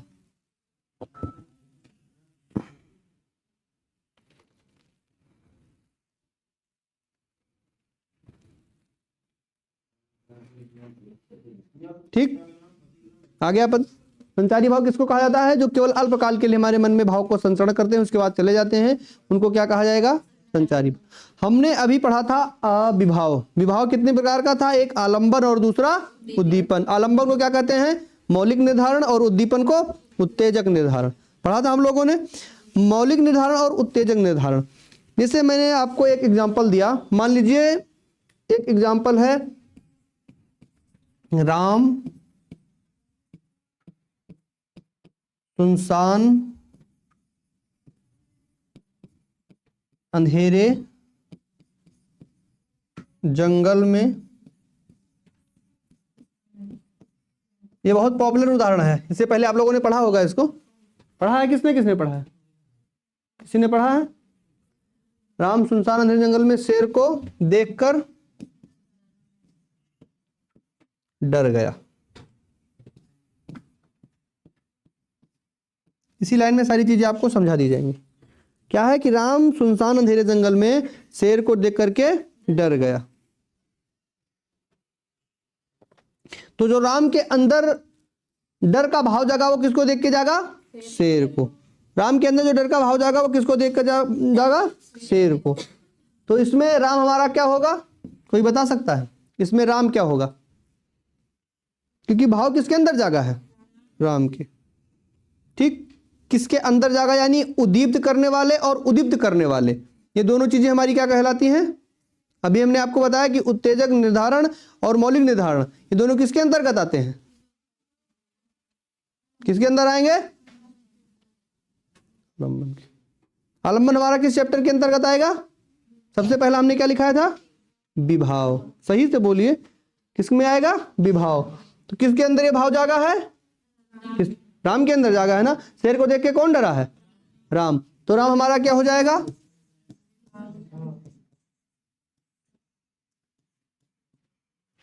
यानी शेर को देखकर डर किसको लगा? राम को। तो राम क्या हो जाएगा? विभाव हो जाएगा। मान लीजिए जंगल में आप जा रहे हैं तो अगर आप डर गए तो आप क्या हो जाएंगे? विभाव, क्योंकि सारी चीजें आपके ऊपर घटित हो रही हैं। तो मूल रूप में आप आ गए तो आप क्या हो जाएंगे? विभाव हो जाएंगे। अच्छा, एक चीज इसमें है डर गया। ये डरना क्या है?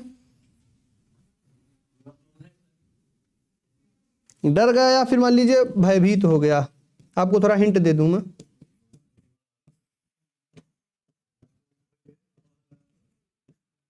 भय से कुछ समझ में आ रहा है? Very good. ये हमारा क्या हो जाएगा? अस्थाई भाव।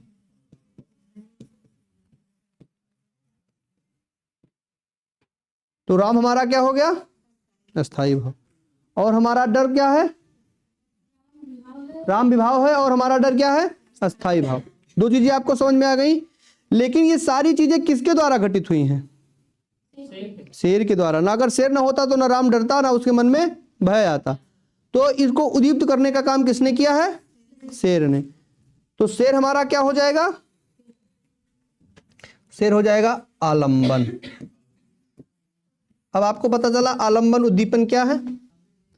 यानी जिसको हुआ वो हो जाएगा विभाव, जिसकी वजह से हुआ वो हो जाएगा आलंबन, और जो हुआ वो क्या हो जाएगा? अस्थाई भाव। किसको हुआ था इसमें? राम को। राम क्या हो गया? विभाव। किसकी वजह से हुआ? शेर की वजह से। शेर क्या हो जाएगा हमारा? आलंबन। और क्या हुआ तो वो डर गया। डर क्या हो जाएगा इसमें? अस्थाई भाव। आ गया समझ में?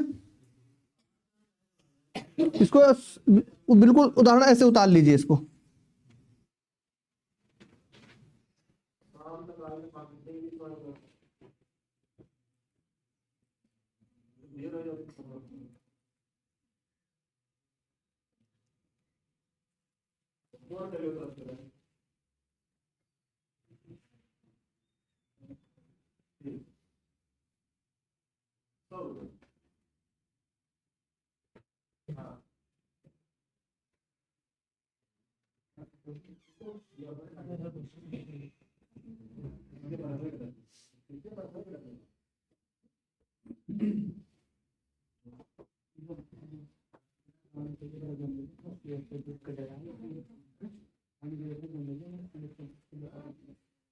ठीक, लिख लिया आप लोगों ने?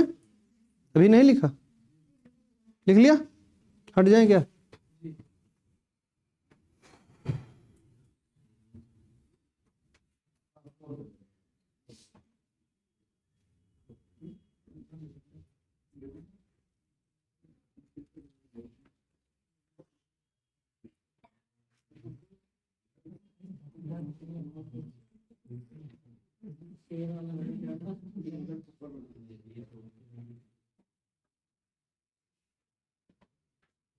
चलिए अब देखिए, तीन चीजें आपको पता चल गई कि विभाव क्या है, आलंबन क्या है और अस्थाई भाव क्या है। ठीक, लेकिन अभी आपको एक चीज और पढ़नी है, उसका क्या नाम है? उद्दीपन। हमने आलंबन और उद्दीपन दो चीज आपको पढ़ाई थी। ठीक, अब ये तो है कि डर कौन रहा है? राम डर रहा है। और डरा कौन रहा है? शेर डरा रहा है। और उसके बाद में डर गया तो वो क्या हो गया? अस्थाई भाव। लेकिन किसकी वजह से राम का डर बढ़ रहा है? एक तो शेर है ही है, अंधेरे की वजह से, सुनसान अंधेरे की वजह से। यानी ज्यादा डर कौन बढ़ा रहा है? सुनसान अंधेरा। तो ज्यादा जो डर बढ़ाता है उसको क्या कहा जाता है? यानी डर को जो लगातार उद्दीप्त कर रहा है उसको क्या कहा जाएगा? उद्दीपन कहा जाएगा। अब चूंकि राम उसमें प्रमुख है तो राम क्या हो गया? विभाव हो गया। डर किसकी वजह से रहा है? शेर की। तो शेर क्या हो जाएगा? आलंबन हो जाएगा। स्थाई भाव को जगाने का काम आलंबन करता है। तो स्थाई भाव क्या है हमारा? भय। भय को कौन जगा रहा है? शेर। शेर आलंबन है। शेर आलंबन है तो आलंबन जगा रहा है किसको? अस्थाई भाव को। अस्थाई भाव क्या है हमारा? डर है। सारी चीजें क्लियर हो गई। और उसका डर क्यों बढ़ रहा है? सुनसान अंधेरे की वजह से। सुनसान अंधेरा हमारा क्या हो जाएगा? उद्दीपन। अब क्लियर हो गई चीजें? आलंबन, उद्दीपन, विभाव, स्थाई भाव। अब पता चल गया क्या है? तीन चीजें हमने पढ़ा था।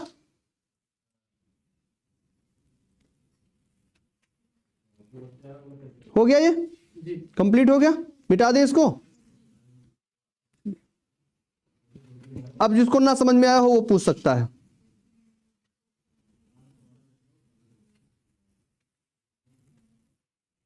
सबके समझ में आ गया?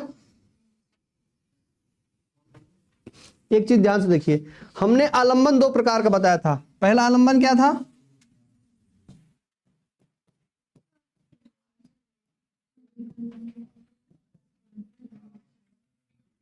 और दूसरा?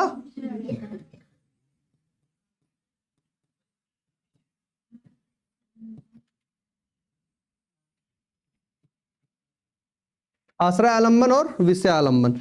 और ये दोनों आलंबन के ही भाग थे। अब आश्रय आलंबन क्या है और विषय आलंबन क्या है? तो जिसके हृदय में भाव जगता है उसको क्या कहा जाता है? आश्रय आलंबन कहा जाता है। तो राम के हृदय में डर का भाव जगा था। किसके हृदय में जगा था? राम के हृदय में। डर का भाव किसके हृदय में जगा था? राम के। तो राम यहां क्या हो जाएगा? आश्रय आलंबन क्या हो जाएगा यहां? राम। और किसकी वजह से जगा था? शेर की वजह से। आश्रयालंबन विषयालंबन लिखा गया था। ये भी समझ में आ गया कि आश्रयालंबन क्या है, विषयालंबन क्या है। तो आश्रयालंबन वो चीज है कि जिसके हृदय में भाव जगता है उसको क्या कहा जाता है? आश्रयालंबन। यानी जो भाव को आश्रय देता हो उसको क्या कहा जाएगा? आश्रयालंबन। और जिसका विषय हो, यानी विषय किसका था यहां? शेर का। तो शेर क्या हो जाएगा इसमें? विषयालंबन। अब कोई डाउट? आश्रयालंबन विषयालंबन समझ में आ गया? विभाव, अनुभाव और उद्दीपन समझ में आ गया? विभाव समझ में आ गया? अस्थाई भाव समझ में आ गया? और कोई चीजें बची हैं तो आप पूछ सकते हैं।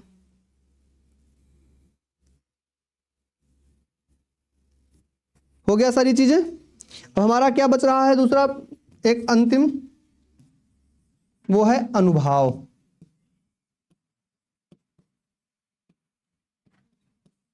हमने संचारी भाव देख लिया, स्थायी भाव देख लिया, विभाव देख लिया, अंत में क्या बच रहा है, अनुभाव।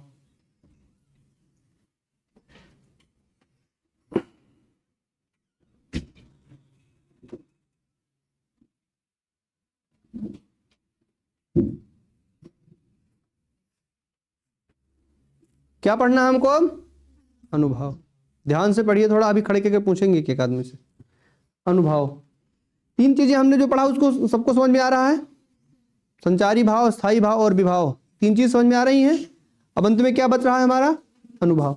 अब हेडिंग डाल दीजिए अनुभाव और लिखिए, रसोत्पत्ति में, रसोत्पत्ति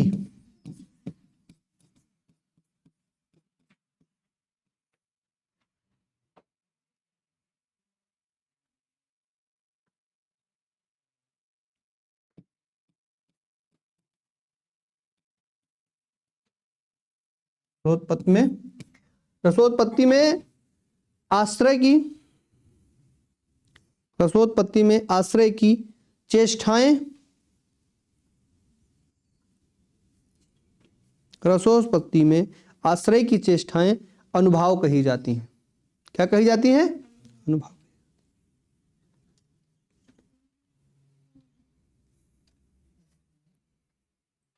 रसोत्पत्ति में आश्रय की चेष्टाएं अनुभाव, ये पंक्ति आपको समझ में नहीं आई होगी, ईमानदारी से बताइए, समझ में आई ये पंक्ति, नहीं आई। अब लिखिए, आश्रय की,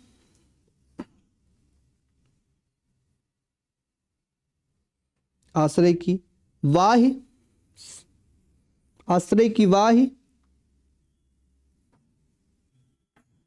बाहि कैसे लिखेंगे अब,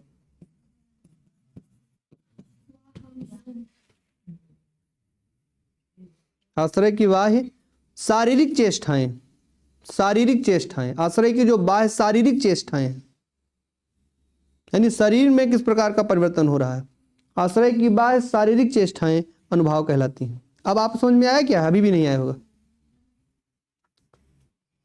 चलिए अभी आ जाएगा। आश्रय की बाह्य शारीरिक चेष्टाएं अनुभाव कहलाती हैं, लिखा, समझ में नहीं आया। एक उदाहरण लिखिए, जैसे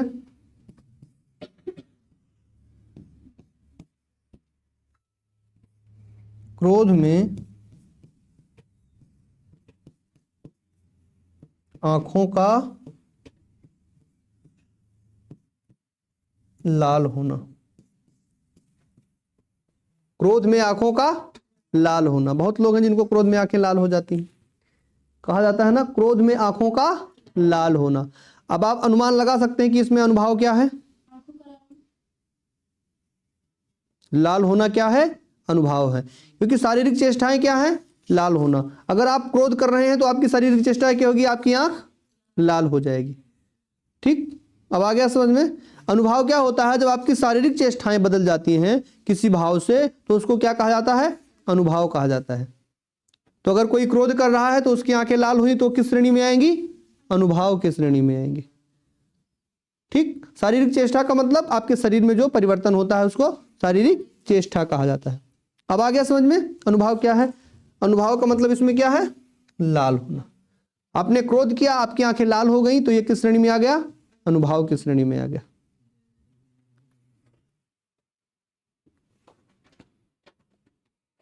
गोविंद सर नहीं आएंगे क्या आज भी,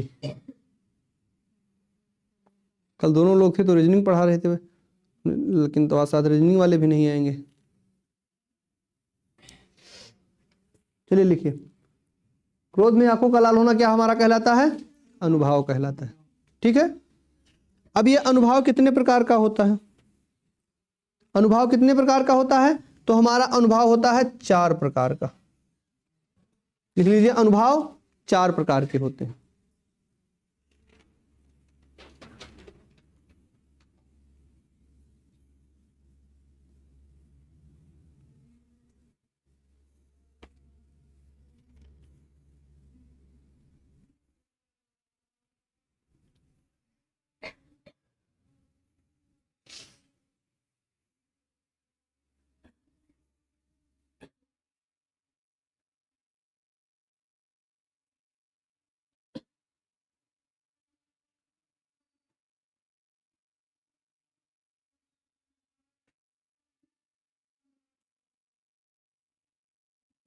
लिखा?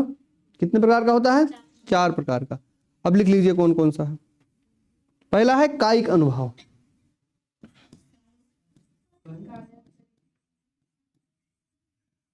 कायिक अनुभव, पहला अनुभव हमारा कौन सा है? कायिक अनुभव। अभी आपने आपको एक उदाहरण दिया। दूसरा हमारा है सात्विक अनुभव।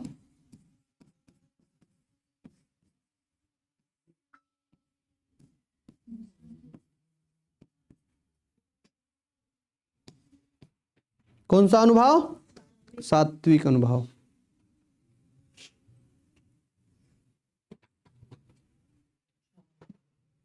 जी। जी।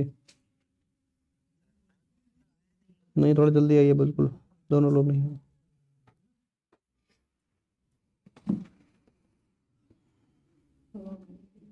कितना हो गया हमारा? पहला कायिक अनुभव, दूसरा सात्विक अनुभव, और तीसरा क्या है? तीसरा होगा हमारा मानसिक अनुभव।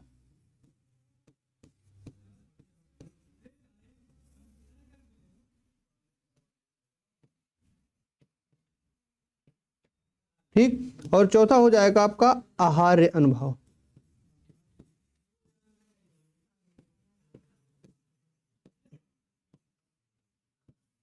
आहार्य अनुभव।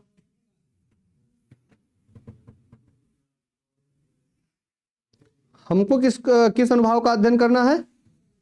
हमको किस अनुभव का अध्ययन करना है? कायिक अनुभव।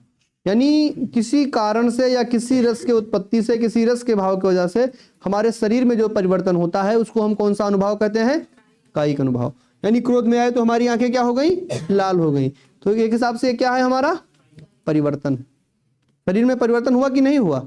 ठीक ठीक खड़े हैं, क्रोध आया तो आंख लाल हो गई, तो कुछ परिवर्तन हुआ। ये किस परिवर्तन की श्रेणी में आएगा? कायिक अनुभव के। कायिक अनुभव की श्रेणी में आएगा, बात मत कीजिए।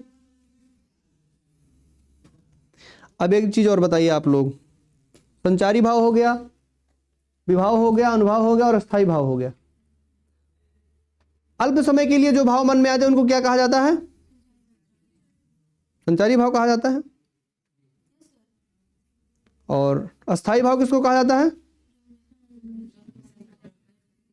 रस की परिपक्व अवस्था क्या होती है? एक लोग में सब लोग काम चलाना चाहते हैं। रस की परिपक्व अवस्था क्या होती है? अस्थाई भाव से क्या बनता है हमारा?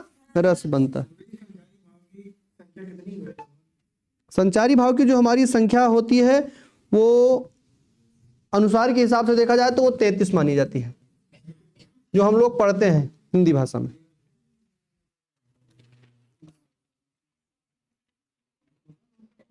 कहीं लिखा है क्या? हमने लिखा है। संचारी भाव की, चलिए अब आपको थोड़ा इसमें से बता भी देते हैं संचारी भाव है क्या। कितनी मानी जाती है इसकी संख्या? 33। संचारी भाव वो भाव होते हैं कि जो मन में कब तक के लिए आते हैं? परेशान डर के क्यों बोल रहे हैं? सोच लेते हैं गड़बड़ ना हो जाए। संचारी भाव क्या होते हैं? जो मन में अल्प समय के लिए आते हैं। जैसे कुछ संचारी भाव हैं। एक है अपस्मार। किसी ने नाम सुना है?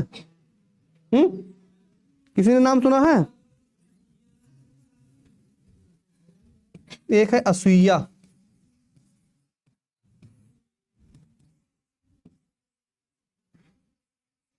आपने पूछ ही लिया तो आपको बता दिया कुछ। अपस्मार और असूया। अब आप लिख लीजिए इसको नंबरिंग करके।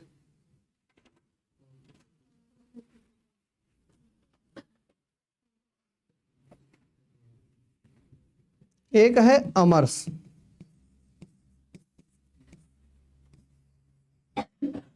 और एक है औत्सुक्य।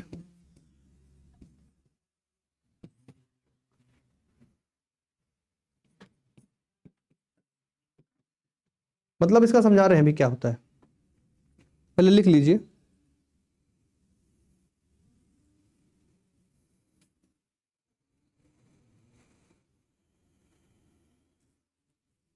लिख लिया?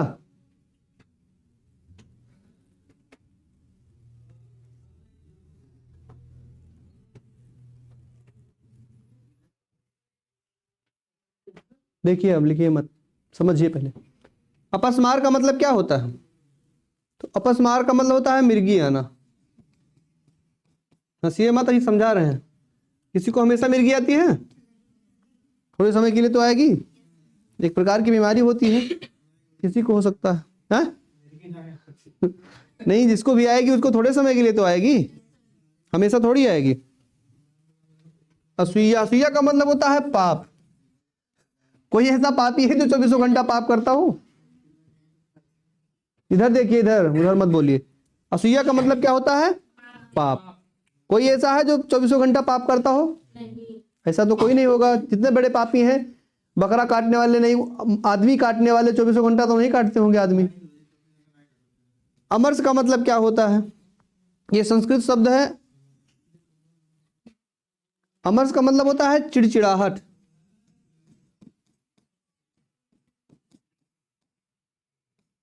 माने आदमी ये कहता है कि ये व्यक्ति चिड़चिड़ा हो गया। चिड़चिड़ा का मतलब कि किसी की बात ना सुनने वाला। लेकिन तो ऐसा कोई नहीं होगा जो 24 घंटा चिड़चिड़ाहट में रहे। है कोई ऐसा जिससे किसी की ना बनती हो? कुछ 2 4 5 अपने खास लोग होते हैं, अपने खास के भी खास होते हैं। तो अमर्ष का मतलब क्या होता है? चिड़चिड़ाहट। ठीक। और अंत में हमारा क्या आता है? औत्सुक्य। औत्सुक का मतलब होता है जिज्ञासा। औत्सुक्य का मतलब क्या होता है? जिज्ञासा।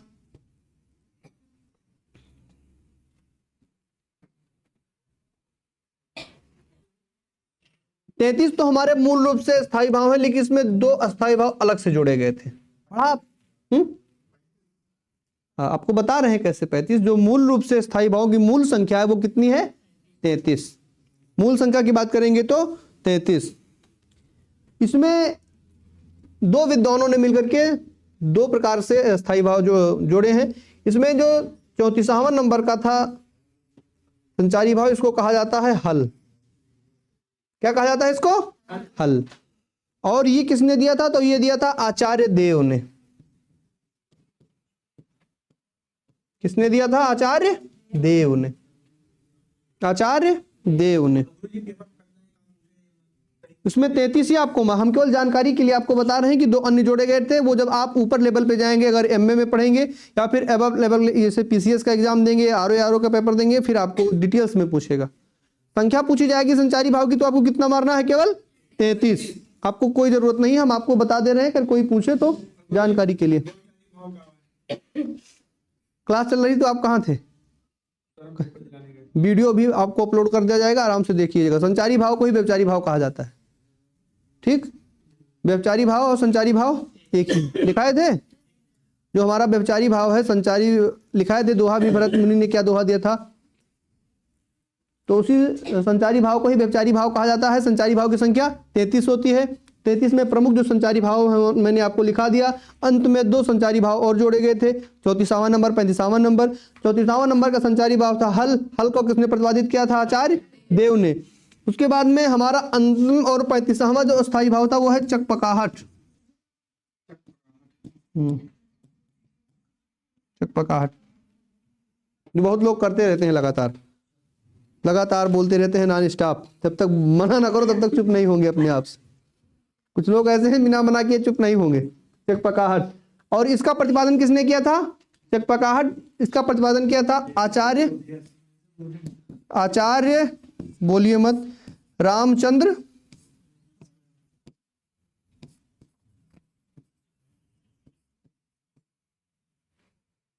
आचार्य रामचंद्र शुक्ल ने। आचार्य रामचंद्र शुक्ल ने। कौन सा नंबर का है ये? 35वां और अंतिम। अब किसी को कोई डाउट बचा है? विभाव, अनुभाव, संचारी भाव या स्थायी भाव में? Anyone have any doubt? अच्छे से समझ में आ रहा है? हिंदी समझ में आ रहा है? यूट्यूब की क्लास शुरू हो चुकी है और आप लोग, मैं तो कहता हूं कि डेली की डेली क्लास देखिए। जो यहाँ पढ़ रहे हैं परमानेंट वो भी देखें, जो नहीं पढ़ रहे हैं उनको तो देखना ही चाहिए। और कल से आपको 1:30 बजे आना है। कितने बजे आना है? 1:30 बजे। 1 बजे, क्योंकि आधा घंटा की क्लास आपकी यूपीजे की अलग से कराई जाएगी कल से। अरे 2 लोग से थोड़ी क्लास चलेगी। लोग जो लोग नहीं आ पा रहे हैं, यहाँ भी अपनी क्लास चलती है ना, कंप्यूटर क्लास भी चलती है, उसको देखने के बाद अपनी व्यवस्था बनाई जाएगी। सिस्टम भी तो खाली होना चाहिए। अब वो जो शेड्यूल बना है, मुझे जो दिया गया है, मैं आपको बता रहा हूँ, लगभग 45 मिनट की क्लास आपकी हो जाएगी, परेशान मत होइए, क्योंकि 10-15 मिनट तो लेट वैसे भी हो जाता है प्रत्येक क्लास में। आधे घंटे आपको जीपी, लगभग आधे घंटे से 40 मिनट से 45 मिनट तक आपको यूपी जी के पढ़ाएंगे, उत्तर प्रदेश के बारे में। यूपी स्पेशल से आता है ना प्रश्न, 4 से 5 प्रश्न आता है जीके में। करंट अफेयर्स की आपकी क्लास चल ही रही है, यूपी स्पेशल चल ही जाएगा, जीएस की क्लास चल ही रही है, हिंदी रीजनिंग मैथ सभी चल ही रहा है। थोड़ा 21 तक का व्यवस्था है, उसके बाद में परमानेंट क्लास होगी, 1-1 घंटे की क्लास होगी। किसी को मन में ये खेद लाने की जरूरत नहीं है कि हमारा कुछ भी छूट रहा है। आपकी सुरक्षा के प्रति हम जिम्मेदार हैं। अगर आप ईमानदारी से पढ़ रहे हैं तो आपको पूरी तरह से समर्पित होकर पढ़ाया जाएगा, परेशान होने की बिल्कुल जरूरत नहीं। क्या हाँ ठीक है, वर्दी लीजिए, आप बिल्कुल लीजिए। केवल पढ़ाई से वर्दी नहीं मिलेगी, इसके लिए फिजिकल भी आपको मेंटेन होना पड़ेगा। मेडिकल भी, मेडिकल में क्या क्या चीजें आपको पता है? किसी को मेडिकल में क्या क्या पूछा जाता है? इसमें आपको नोकनी चेक किया जाएगा, अपने आप देख लीजिए किसका नोकनी है। खड़े होने के बाद ये घुटना जुड़ना नहीं चाहिए आपस में, ठीक। आपका फ्लैट फुट चेक किया जाएगा। पानी में पैर रखिए, उसके बाद जमीन पर रखिए, उसमें बीच में बना होना चाहिए, पूरी तरह से सपाट पैर नहीं होना चाहिए, निकाल दिए जाएंगे। कलर विजन, किसी को किसी कलर से समस्या ना हो, आपको लाल है तो पीला दिखाई पड़े, ऐसा भी नहीं होना चाहिए। किसी को समस्या होती है कि लाल काला उसको पीला पीला दिखाई पड़ता है। उसके बाद में डिस्टेंस विजन, कोई चीज दूर रखी रहेगी, उससे पूछेगा इसका मुंह किस तरफ है, आपको चश्मा नहीं लगना चाहिए। जिसको चश्मा लग रहा है वो विटामिन ए का कैप्सूल 3-3 ठो खाए एक बार में, ठीक है। ये सारी चीजें आपको मेडिकल में, आपको मेडिकली भी फिट होना जरूरी है। लास्ट में निकाल दिए जाएंगे तो क्या होगा, सब कुछ करने के बाद भी निकाल दिए जाएंगे। तो ये सारी चीजें भी देखें, चाहे लड़की हो चाहे लड़का हो, प्रत्येक आपको फिजिकल करना है, डेली दौड़ना है। अपना ग्रुप बना लीजिए अगर आसपास में है तो, पता है ना कितना दौड़ना है। और हमेशा गोलाई में दौड़िए, यहाँ आप 5 किलोमीटर दौड़ के जाएंगे, वहां पक्का नहीं दौड़ पाएंगे। सीधा सीधा दौड़ने का प्रयास मत करिए, गोल गोल घूमने का प्रयास करिए। 6 किलोमीटर दौड़ जाता है। आप 10 किलोमीटर दौड़िए। टर्न होना एक अलग बात है, आपको टर्न होके ही घूमना है, बहुत लोग गिर पड़ेंगे वहां जाके। हम आपको अनुभव बता रहे हैं, सारी चीजें जो हम कर चुके हैं। हालांकि हमने कभी यूपी पुलिस का एग्जाम नहीं दिया, दौड़ने नहीं गए, लेकिन अनुभव ज्यादा है आपसे हमें। तो ये सारी चीजें हैं आपको, आप मेडिकली भी आप पहले चेक करवा सकते हैं। उसके बाद में हाइट नापने वाले फीता से हाइट नापेंगे, उनकी पक्का छोटी पड़ जाएगी हाइट, क्योंकि वहाँ हाइट नापने का जो क्राइटेरिया है वो भी सही है। और उस आपको सर से नापा जाएगा, मशीन में आप खड़े होंगे सर से लेके पाँव तक। बगल से नापेंगे तो उसका डिस्टेंस दूसरा आएगा।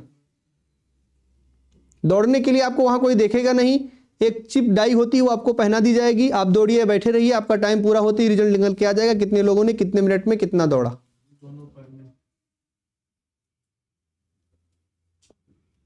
तो ये सारी चीजें इसको भी मेंटेन करिए। प्लस पढ़ाई, जिसका पेपर निकल गया 90% उसका क्लियर हो गया। कुल मिला के अब आप फर्स्ट मस्त होइए, पहले पेपर पे ध्यान दीजिए, लेकिन 1 घंटे का टाइम जरूर निकालिए फिजिकल के लिए। कहीं ना दौड़ पाइए, घर में ही दौड़िए, छत पे दौड़िए, गर्मी आ जाएगी। बस कुल मिला के दौड़िए जरूर। जो ये सोच रहे होंगे कि पेपर देंगे रिजल्ट आएगा तब दौड़ेंगे, वो जिंदगी में नहीं दौड़ पाएंगे। पेपर के कितने दिन बाद रिजल्ट आता है? ये निश्चित नहीं है, 5 साल भी लग सकता है, 20 साल भी लग सकता है, 15 दिन भी लग सकता है, 1 महीने भी लग सकता है। पिछली बार 2018 का जो रिजल्ट था वो 2021 में आया था, ठीक। बात मत करिए, अनुशासन। तो आपको ये समझ में आ रहा है रस? कल कितने घंटे रीजनिंग की क्लास चली थी? 3 घंटे। चैप्टर खत्म हो गया होगा कम से कम 2। नहीं, अच्छी बात है, उनको वो नहीं थे तो उन्होंने अपना काम पूरा कर दिया। उनका पेपर है, थोड़ा उनको भी पढ़ना है। तो अब रस समझ में आ रहा है?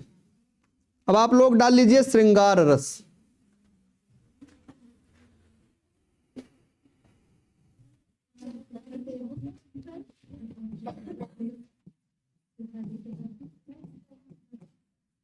कौन सा रस? श्रृंगार रस। सबसे प्रमुख रस कौन सा होता है हमारा? श्रृंगार रस। श्रृंगार रस का स्थायी भाव क्या है? रति।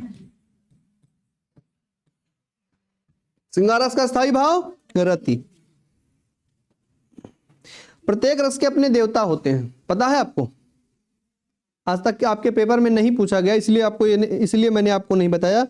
हमने वही चीजें आपको लिखाई हैं जो आपके पेपर के दृष्टिकोण से महत्वपूर्ण है, जो कभी ना कभी पूछी जा चुकी हैं और संभावना है कि पूछी जाएंगी। फालतू चीजें पढ़ाने से क्या है कि आपको पढ़ना ज्यादा पड़ेगा, वो चीजें आएंगी नहीं। लेकिन जानकारी के लिए आपको बता देते हैं कि प्रत्येक रस के अपने देवता होते हैं और प्रत्येक रस का अपना रंग होता है।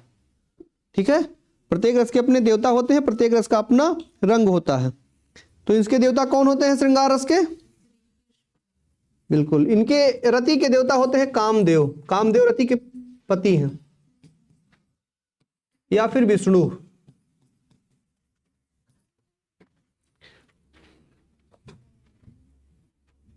ठीक, श्रृंगार रस में जो देवता है वो कामदेव या फिर विष्णु। ठीक है, और इसका जो रंग माना जाता है, ये सब लिखने की जरूरत बिल्कुल नहीं है आप लोगों, बिल्कुल मत लिखिए, केवल समझ लीजिए। इसका जो रंग है वो श्याम रंग है। श्याम रंग का मतलब सांवला। ठीक है, इसका जो रंग है वो सांवला है। ये सारी चीजें आपको पढ़ना जरूरी नहीं है। तो अब आपको जो जरूरी है वो हमको लिखा रहे हैं। श्रृंगार रस का स्थायी भाव क्या होता है? रति होता है। ठीक है, इसको रसराज भी कहा जाता है, यानी रसों का राजा। रसों का राजा भी इसको कहा जाता है। इसका स्थायी भाव है रति, इसको रसों का राजा कहा जाता है। जो सबसे प्रमुख चीज आपसे पेपर में पूछेगा वो एग्जाम्पल, उदाहरण देके पूछेगा, इसमें कौन सा रस है। ठीक, नहीं लाइन कोई लिखी रहेगी, लाइन लिखी रहने के बाद में आपको नीचे करुण रस, हास्य रस, श्रृंगार रस और रौद्र रस चारों देगा। बोलेगा कि ऊपर लिखित पंक्ति में कौन सा रस है, वो आपको पढ़ना है। पढ़ने के बाद में आपको स्पष्ट करना है कि इसमें कौन सा रस है। ठीक है, इसके बारे में लिख लीजिए इसके उदाहरण। सहृदय में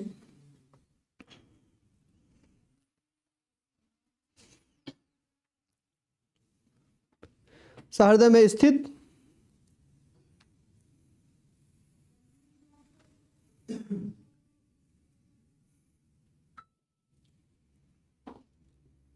रति नामक अस्थाई भाव, सहृदय में स्थित रति नामक अस्थाई भाव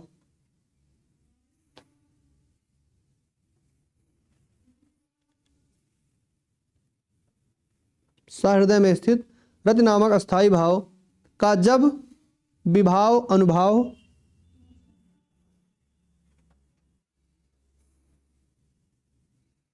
थोड़ा स्पीड थोड़ा तेज करिए आप लोग, बहुत धीरे लिखते।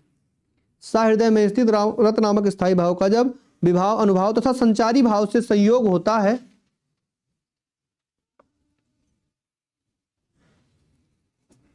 तो कौन सा रस बनता है हमारा? श्रृंगार रस। तो श्रृंगार रस का निर्माण होता है।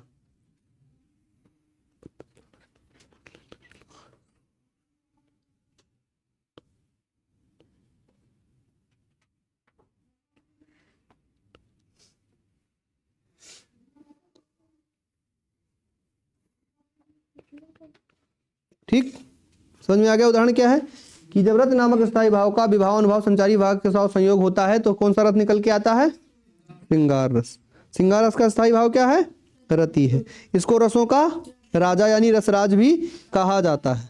ठीक है, और इनको रसों का राजा तो कहा जाता है, लेकिन रसों का राजा इसे कहा किसने था? तो श्रृंगार रस को रसों का राजा कहा था आचार्य भोजराज ने। ये भी लिख लीजिए, आचार्य भोजराज। किसने कहा था? आचार्य भोजराज ने।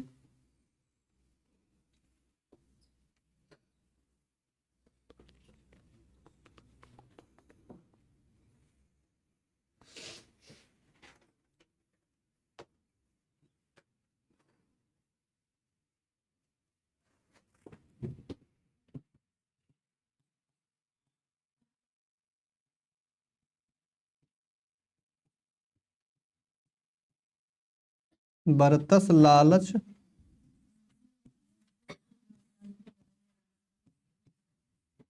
लाल की, मुरली धरी लुकाए।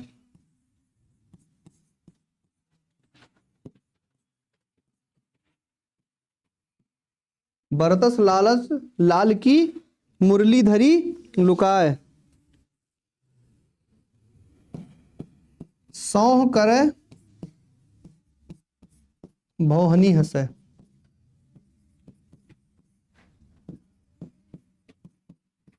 पहले एग्जाम्पल समझ तो लीजिए कि क्या है, किसके बारे में है।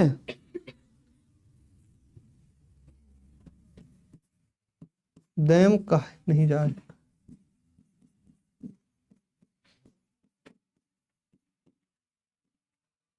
ये उदाहरण दिया गया है। बरतस लालच लाल की मुरली धरी लुकाए, सौह करें भौनी हंसे, दैम कहे नहीं जाए। किसके बारे में बताया गया है ये? भगवान कृष्ण के बारे में। यानी जब भगवान श्री कृष्ण छोटे थे और जब वो चल नहीं पाते थे, उस दौरान गोपियां कहती हैं बरतस लालच लाल की, यानी श्री कृष्ण भगवान को देख करके उन्हें क्या लगती थी? लालच लगती थी। भगवान को देख के क्या लगती थी उनको? लालच लगती थी। मुरलीधरी लुकाए, यानी और वो ये चाहती थी कि उनकी मुरली छीन लें, मुरली छीन लेंगे तो हमारे पीछे दौड़ के वो आएंगे। सौह करे भवनी से, दैम कहे नहीं जाए। सौह का मतलब गुदगुदी करना, गुदगुदी करने के बाद कोई भी बच्चा हंस देगा। भगवान के हंसने के बाद में जो उनकी छवि होती है वो देखने लायक होती है, यानी उसका वर्णन तीनों लोकों में कोई नहीं कर सकता। कौन सा रस है इसमें? श्रृंगार रस। ये बोलने से ही आपको स्पष्ट हो जाएगा कौन सा रस है ये? श्रृंगार रस है। ठीक, उदाहरण आप लोग लिख लीजिए इसको जी। दैम नहीं जाए, थोड़ा एडवांस लिखते हैं हम, आप लोग समझ लीजिए अपने मन से भी कुछ।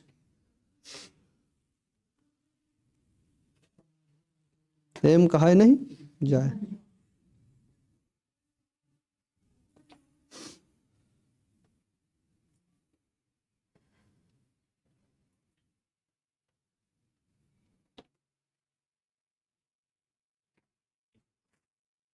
हो गया?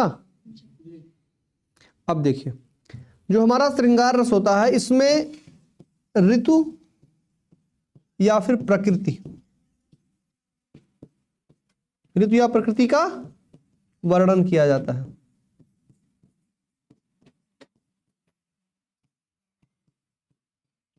अधिकतम क्या किया जाता है इसमें? ऋतु या प्रकृति का। घनघोर घटा ऐसा कुछ है ना महादेवी वर्मा की कविता, तो उसमें भी कौन सा रस होता है हमारा? श्रृंगार रस। ठीक है, विशेष तौर पे इसमें ऋतु या प्रकृति का वर्णन किया जाता है। अब हमारा श्रृंगार रस भी दो प्रकार का होता है। कितने प्रकार का? दो प्रकार का। श्रृंगार रस कितने प्रकार का होता है? दो प्रकार का। कोई बता सकता है कौन कौन जी? संयोग श्रृंगार, दूसरा वियोग श्रृंगार। ठीक है, पहला संयोग श्रृंगार,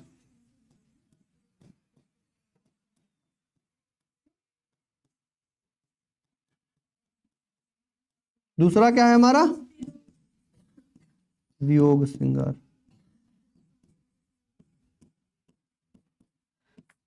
संयोग श्रृंगार और दूसरा वियोग श्रृंगार। अब डाल लीजिए सबसे पहले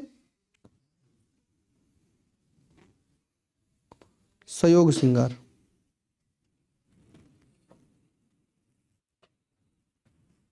संयोग श्रृंगार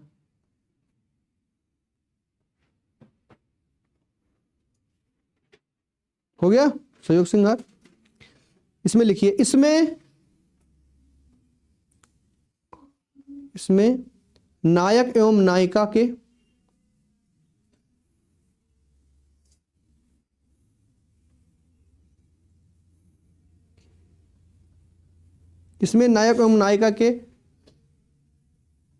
मिलने का वर्णन होता है। संयोग का मतलब मिलना। इसमें नायक एवं नायिका के मिलने के बाद में जो रस उत्पन्न होता है उसका वर्णन होता है।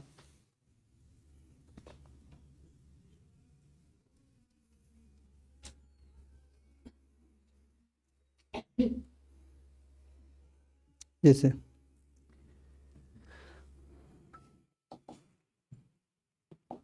कौन सा हमारा है ये?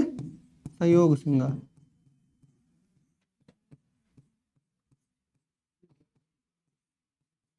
संयोग श्रृंगार इसमें क्या होता है? नायक नायिका के मिलन का वर्णन होता है। अब इसका उदाहरण क्या है? इसका उदाहरण है कि राम का रूप निहारती जानकी।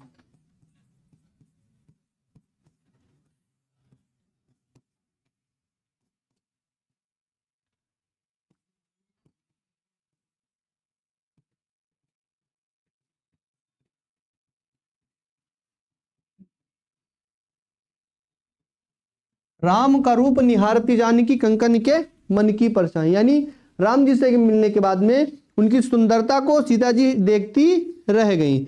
इसमें दोनों यानी सीता और राम दोनों के मिलन का वर्णन है, तो ये कौन सा श्रृंगार हमारा हो जाएगा? संयोग श्रृंगार। यानी नायक कौन है? प्रभु राम और नायिका सीता जी हैं। दोनों के मिलन का जो वर्णन है उसको क्या कहा जाएगा? हमारा संयोग श्रृंगार। उसका उदाहरण क्या है? हमने आपके सामने लिख दिया है।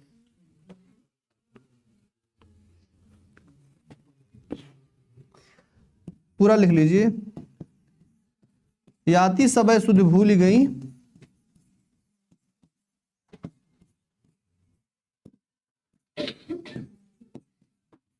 याति समय सुध भूल गई,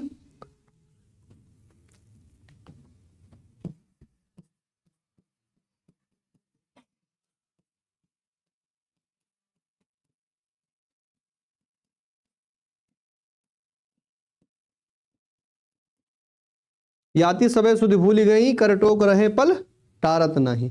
राम का रूप निहारती जानकी कंकन के मन की परछाई, याति सबे सुधि भूल गई, करटोक रही पल टारत नहीं। यानी श्री राम को देखने के बाद में सीता माता उनको निहारती यानी देखती रह गई, और ऐसा समय आ गया कि वो उनके हाथ तो दर्द करने लगे, लेकिन उनकी जो पलकें थी वो झपकने का नाम नहीं ले रही थी। तो किस श्रृंगार का वर्णन है? संयोग श्रृंगार का वर्णन। ठीक, संयोग श्रृंगार का वर्णन है, यानी मिलन के बाद में दोनों के मिलन का वर्णन जिसमें चर्चित किया गया है, इसलिए इसको हम कहेंगे संयोग श्रृंगार। ठीक, दूसरा हमारा क्या है? वियोग श्रृंगार।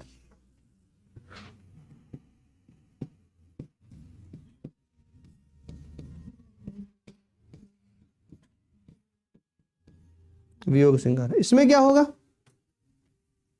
देखिए, ये लिख गया सबका?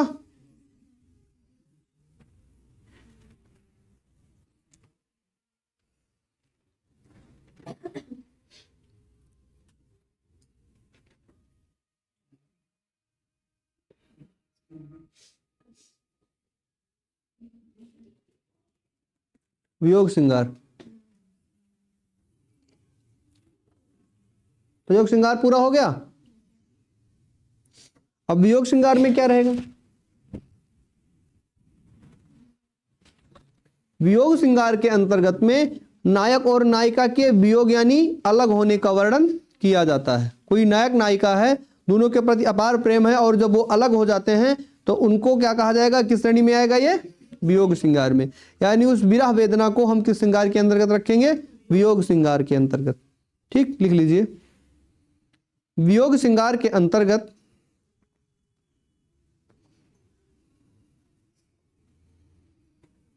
नायक नायिका के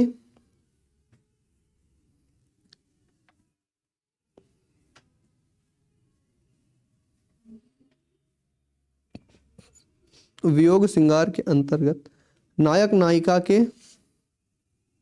वियोग का वर्णन किया जाता है।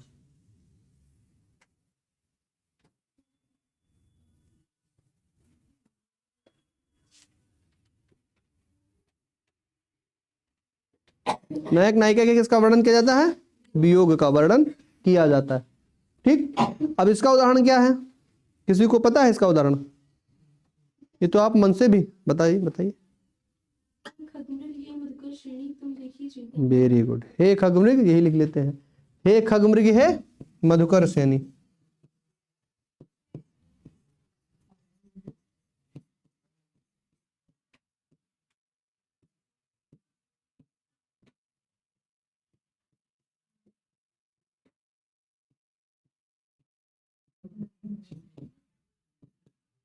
तुम देखी श्रीतामृग नैनी।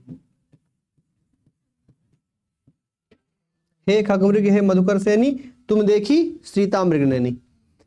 यानी एक तो राम जी का वर्णन है संयोग श्रृंगार का कि राम का रूप निहारती जानकी कंचन के मन की परछाई, और वही दूसरा वियोग श्रृंगार में भी उन्हीं का उदाहरण है कि जब सीता जी का हरण हो जाता है तो राम जी बावले रूप में जंगल के पशु पक्षियों से भी पूछते हैं। हे खग का मतलब पक्षी, मृग का मतलब हिरण। हे खगमृग हे मधुकर, मधुकर मतलब भंवरा, भंवरा का मतलब कीट पतंगों का, भंवरा से आश्रय है कीट पतंगों का।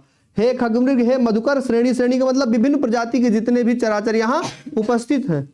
तुम देखी सीता मृगनयनी, यानी कमल के समान आंख वाली क्या तुमने सीता को कभी देखा है। तो ये कौन सा वर्णन है, कौन सा श्रृंगार है, वियोग श्रृंगार, संयोग श्रृंगार और वियोग श्रृंगार।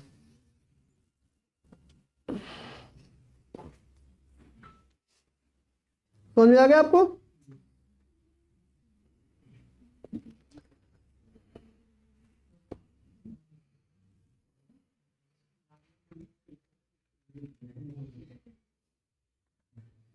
अब किसी को समस्या है तो बताइए, श्रृंगार रस में, संचारी भाव में, अस्थाई भाव में किसी को कोई समस्या है तो बता सकता है।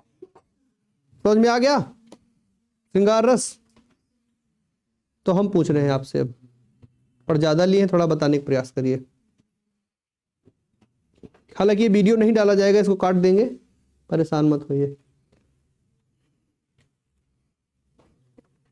चलिए बताइए शिवाजी महाराज, नाट्य शास्त्र में रसों की संख्या कितनी बताई गई।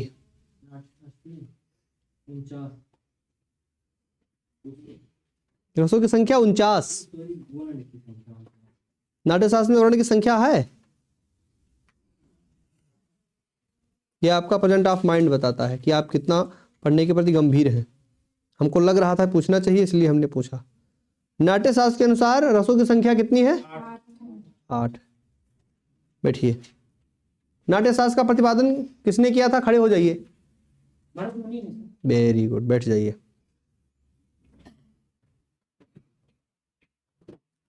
बैठो, तुम बैठो। सामान्य रूप से अस्थाई भाव की संख्या कितनी मानी जाती है।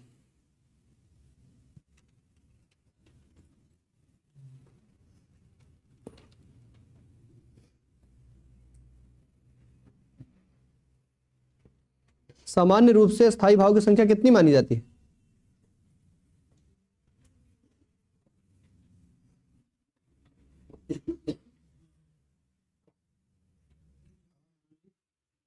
सामान्य रूप से स्थायी भाव की संख्या कितनी मानी जाती है। सामान्य रूप से 8 मानी जाती है। सामान्य रूप से बताइए कितनी मानी जाती है। बैठो। सामान्य रूप से 9 और 8 किसके अनुसार, भरत मुनि के। वही चीजें आपको बता रहे हैं तुरंत, और वही चीजें भूल रहे हैं आप लोग। यही सबसे बड़ी गलती है।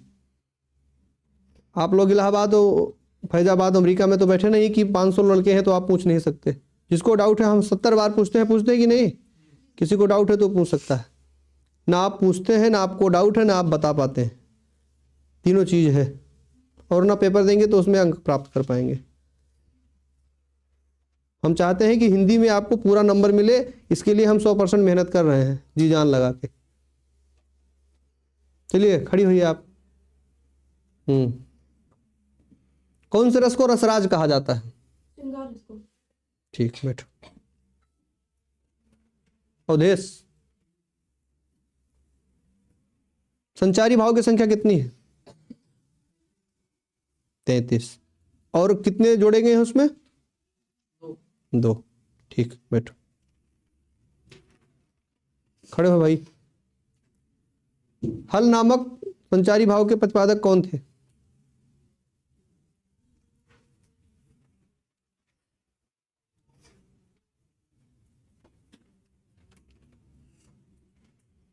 हल नामक स्थायी भाव के प्रतिपादक कौन थे, आचार्य देव।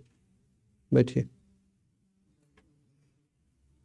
आप बताइए, बैठे रहिए। चकपकाहट नामक स्थायी भाव, संचारी भाव के प्रतिपादक कौन है। कौन बोला है, हमने उनसे पूछा, आपके पीछे वाले से। चलिए आपके लिए बता दिए इन्होंने। आपने पूरा क्लास पढ़ा भी नहीं है, कोई बात नहीं, ठीक। रस से कम 2 से 3 प्रश्न आएंगे। मैं इसलिए ज्यादा परेशान हूं कि आपको कोई भी पॉइंट, कोई भी बिंदु ना छूटे। केवल एक ऐसा टॉपिक है जिसमें 2 से 3 प्रश्न आता है, प्रत्येक बार आता है।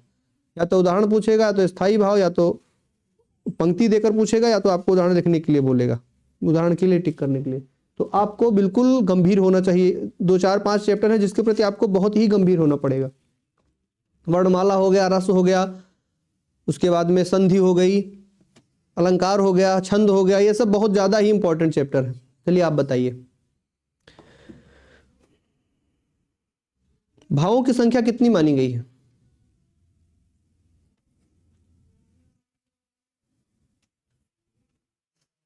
भावों की संख्या कितनी मानी गई है? 49। आप बताइए जी, क्या नाम है आपका? प्रतिभा जायसवाल। अपना नंबर लिख के दे दीजिएगा आपको ग्रुप में। अपने ग्रुप में तो है नहीं अभी तक। कौन कौन लोग ग्रुप में नहीं अभी भी? हाथ खड़ा करें। आप भी नहीं है ग्रुप में? तो बड़ी गड़बड़ बात है। चलो चारों लोग अपना नंबर और नाम लिख के हमें दे दीजिएगा, हम आपको ग्रुप में जोड़ देंगे। ठीक है, चलिए आप बताइए। जंगल में अगर शेर को देखकर राम डरा तो राम क्या है?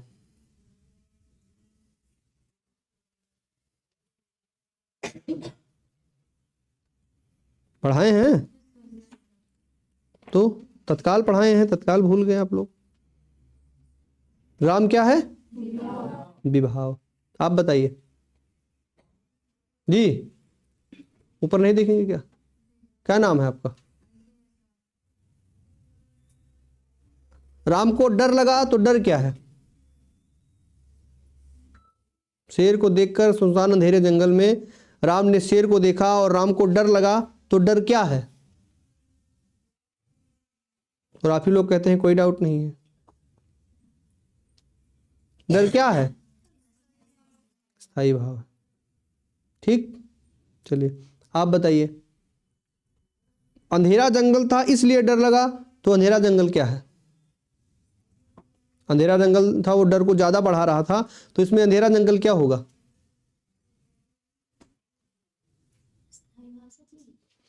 दो स्थायी भाव होगा। अंधेरा जंगल क्या होगा? उद्दीपन। क्योंकि अंधेरा था जंगल इसलिए उसका डर और ज्यादा बढ़ रहा था। हालांकि दिन में होता तो वो मदद के लिए भी किसी को बुला सकता था, लेकिन चूंकि समस्या यह थी कि अंधेरा जंगल था, कोई आ नहीं सकता था, इसलिए उसका डर और ज्यादा बढ़ा। तो डर को ज्यादा बढ़ाने वाले को क्या कहा जाता है? उद्दीपन कहा जाता है। अब बताइए,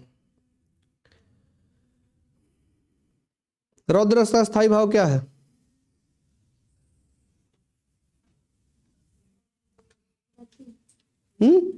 रौद्र रस का रति पूरा। रौद्र रस का स्थायी भाव क्रोध। जुगुप्सा किस रस का स्थायी भाव? वेरी गुड, ताली बजाइए, तत्काल बताएं। ताली बजाइए, बहुत अच्छा, ईमानदार हैं पढ़ने के लिए। शांति रस का प्रतिपादन किसने किया है?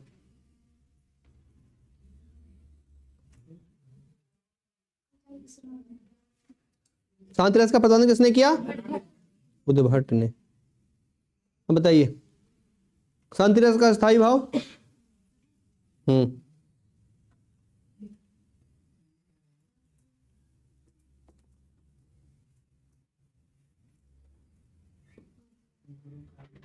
शांत रस का स्थायी भाव निर्वेद। ये हाल चाल है।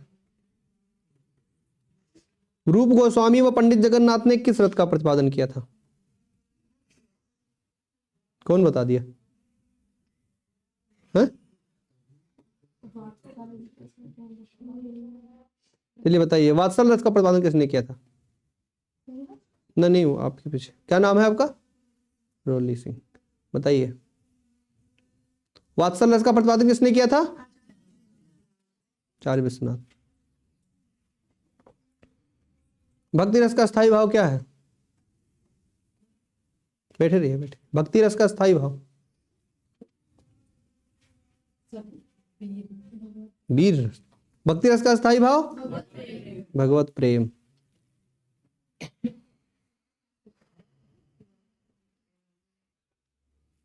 करुण रस का स्थायी भाव?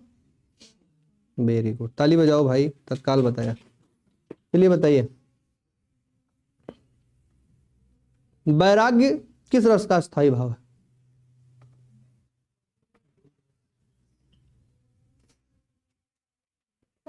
वेरी गुड, बहुत सही, ताली बजाइए।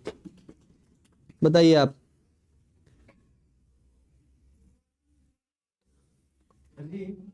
जी, बीज रस में गुस्सा उत्साह दोनों आता है। रौद्र रस में आएगा। क्रोध। रौद्र रस का स्थायी भाव क्या है? क्रोध।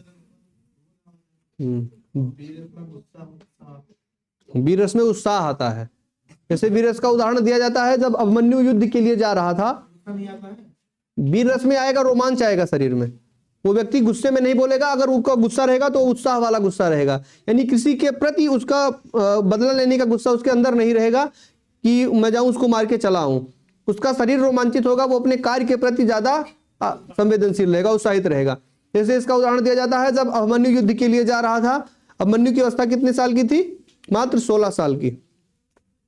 तो उसके जो बड़े पिताजी थे यानी युधिष्ठिर, उन्होंने कहा था कि आप युद्ध के काबिल नहीं हैं, अभी आपकी आयु छोटी है। तो उसने उदाहरण किया था कि मैं सत्य कहता हूं सके सुकुमार ना जानो मुझे। उसने उदाहरण दिया था, यानी किसने? अभिमन्यु ने, कि मैं सत्य कहता हूं सके सुकुमार ना जानो मुझे, और यमराज से भी युद्ध में प्रस्तुत सदा मानो मुझे। ये कौन सा रस है? वीर रस है। यानी उसने कहा कि मैं भले ही छोटा हूं लेकिन मुझे सुकुमार ना जानो, अगर यमराज से भी युद्ध करने के समय आ जाए तो भी मैं पीछे नहीं हटूंगा। मैं सत्य कहता हूं सके सुकुमार ना जानो मुझे, यमराज से भी युद्ध में प्रस्तुत सदा मानो मुझे। है और की तो बात क्या, गर्व में करता नहीं, मामा तथा निजतात से मैं समर में डरता नहीं। यानी जो हमारे सामने शत्रु खड़े हैं, मैं इन लोगों से लड़ाई करने में बिल्कुल भी पीछे नहीं हूं। तो ये कौन सा रस होगा? वीर रस। बोलने में ही कौन सा रस प्रतीत होगा? वीर रस। ठीक।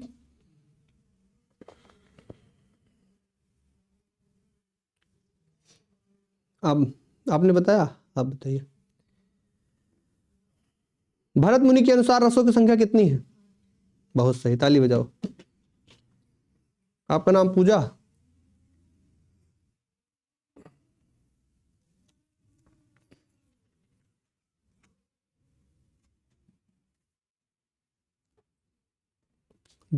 किस रस में जो शारीरिक चेष्टाएं हैं, रस के किस भाव में शारीरिक चेष्टाएं परिवर्तित हो जाती हैं? बिल्कुल, बहुत सही। अनुभाव और अनुभाव में ताली बजाइए। कायिक अनुभव। आप बताइए, अनुभाव कितने प्रकार का होता है?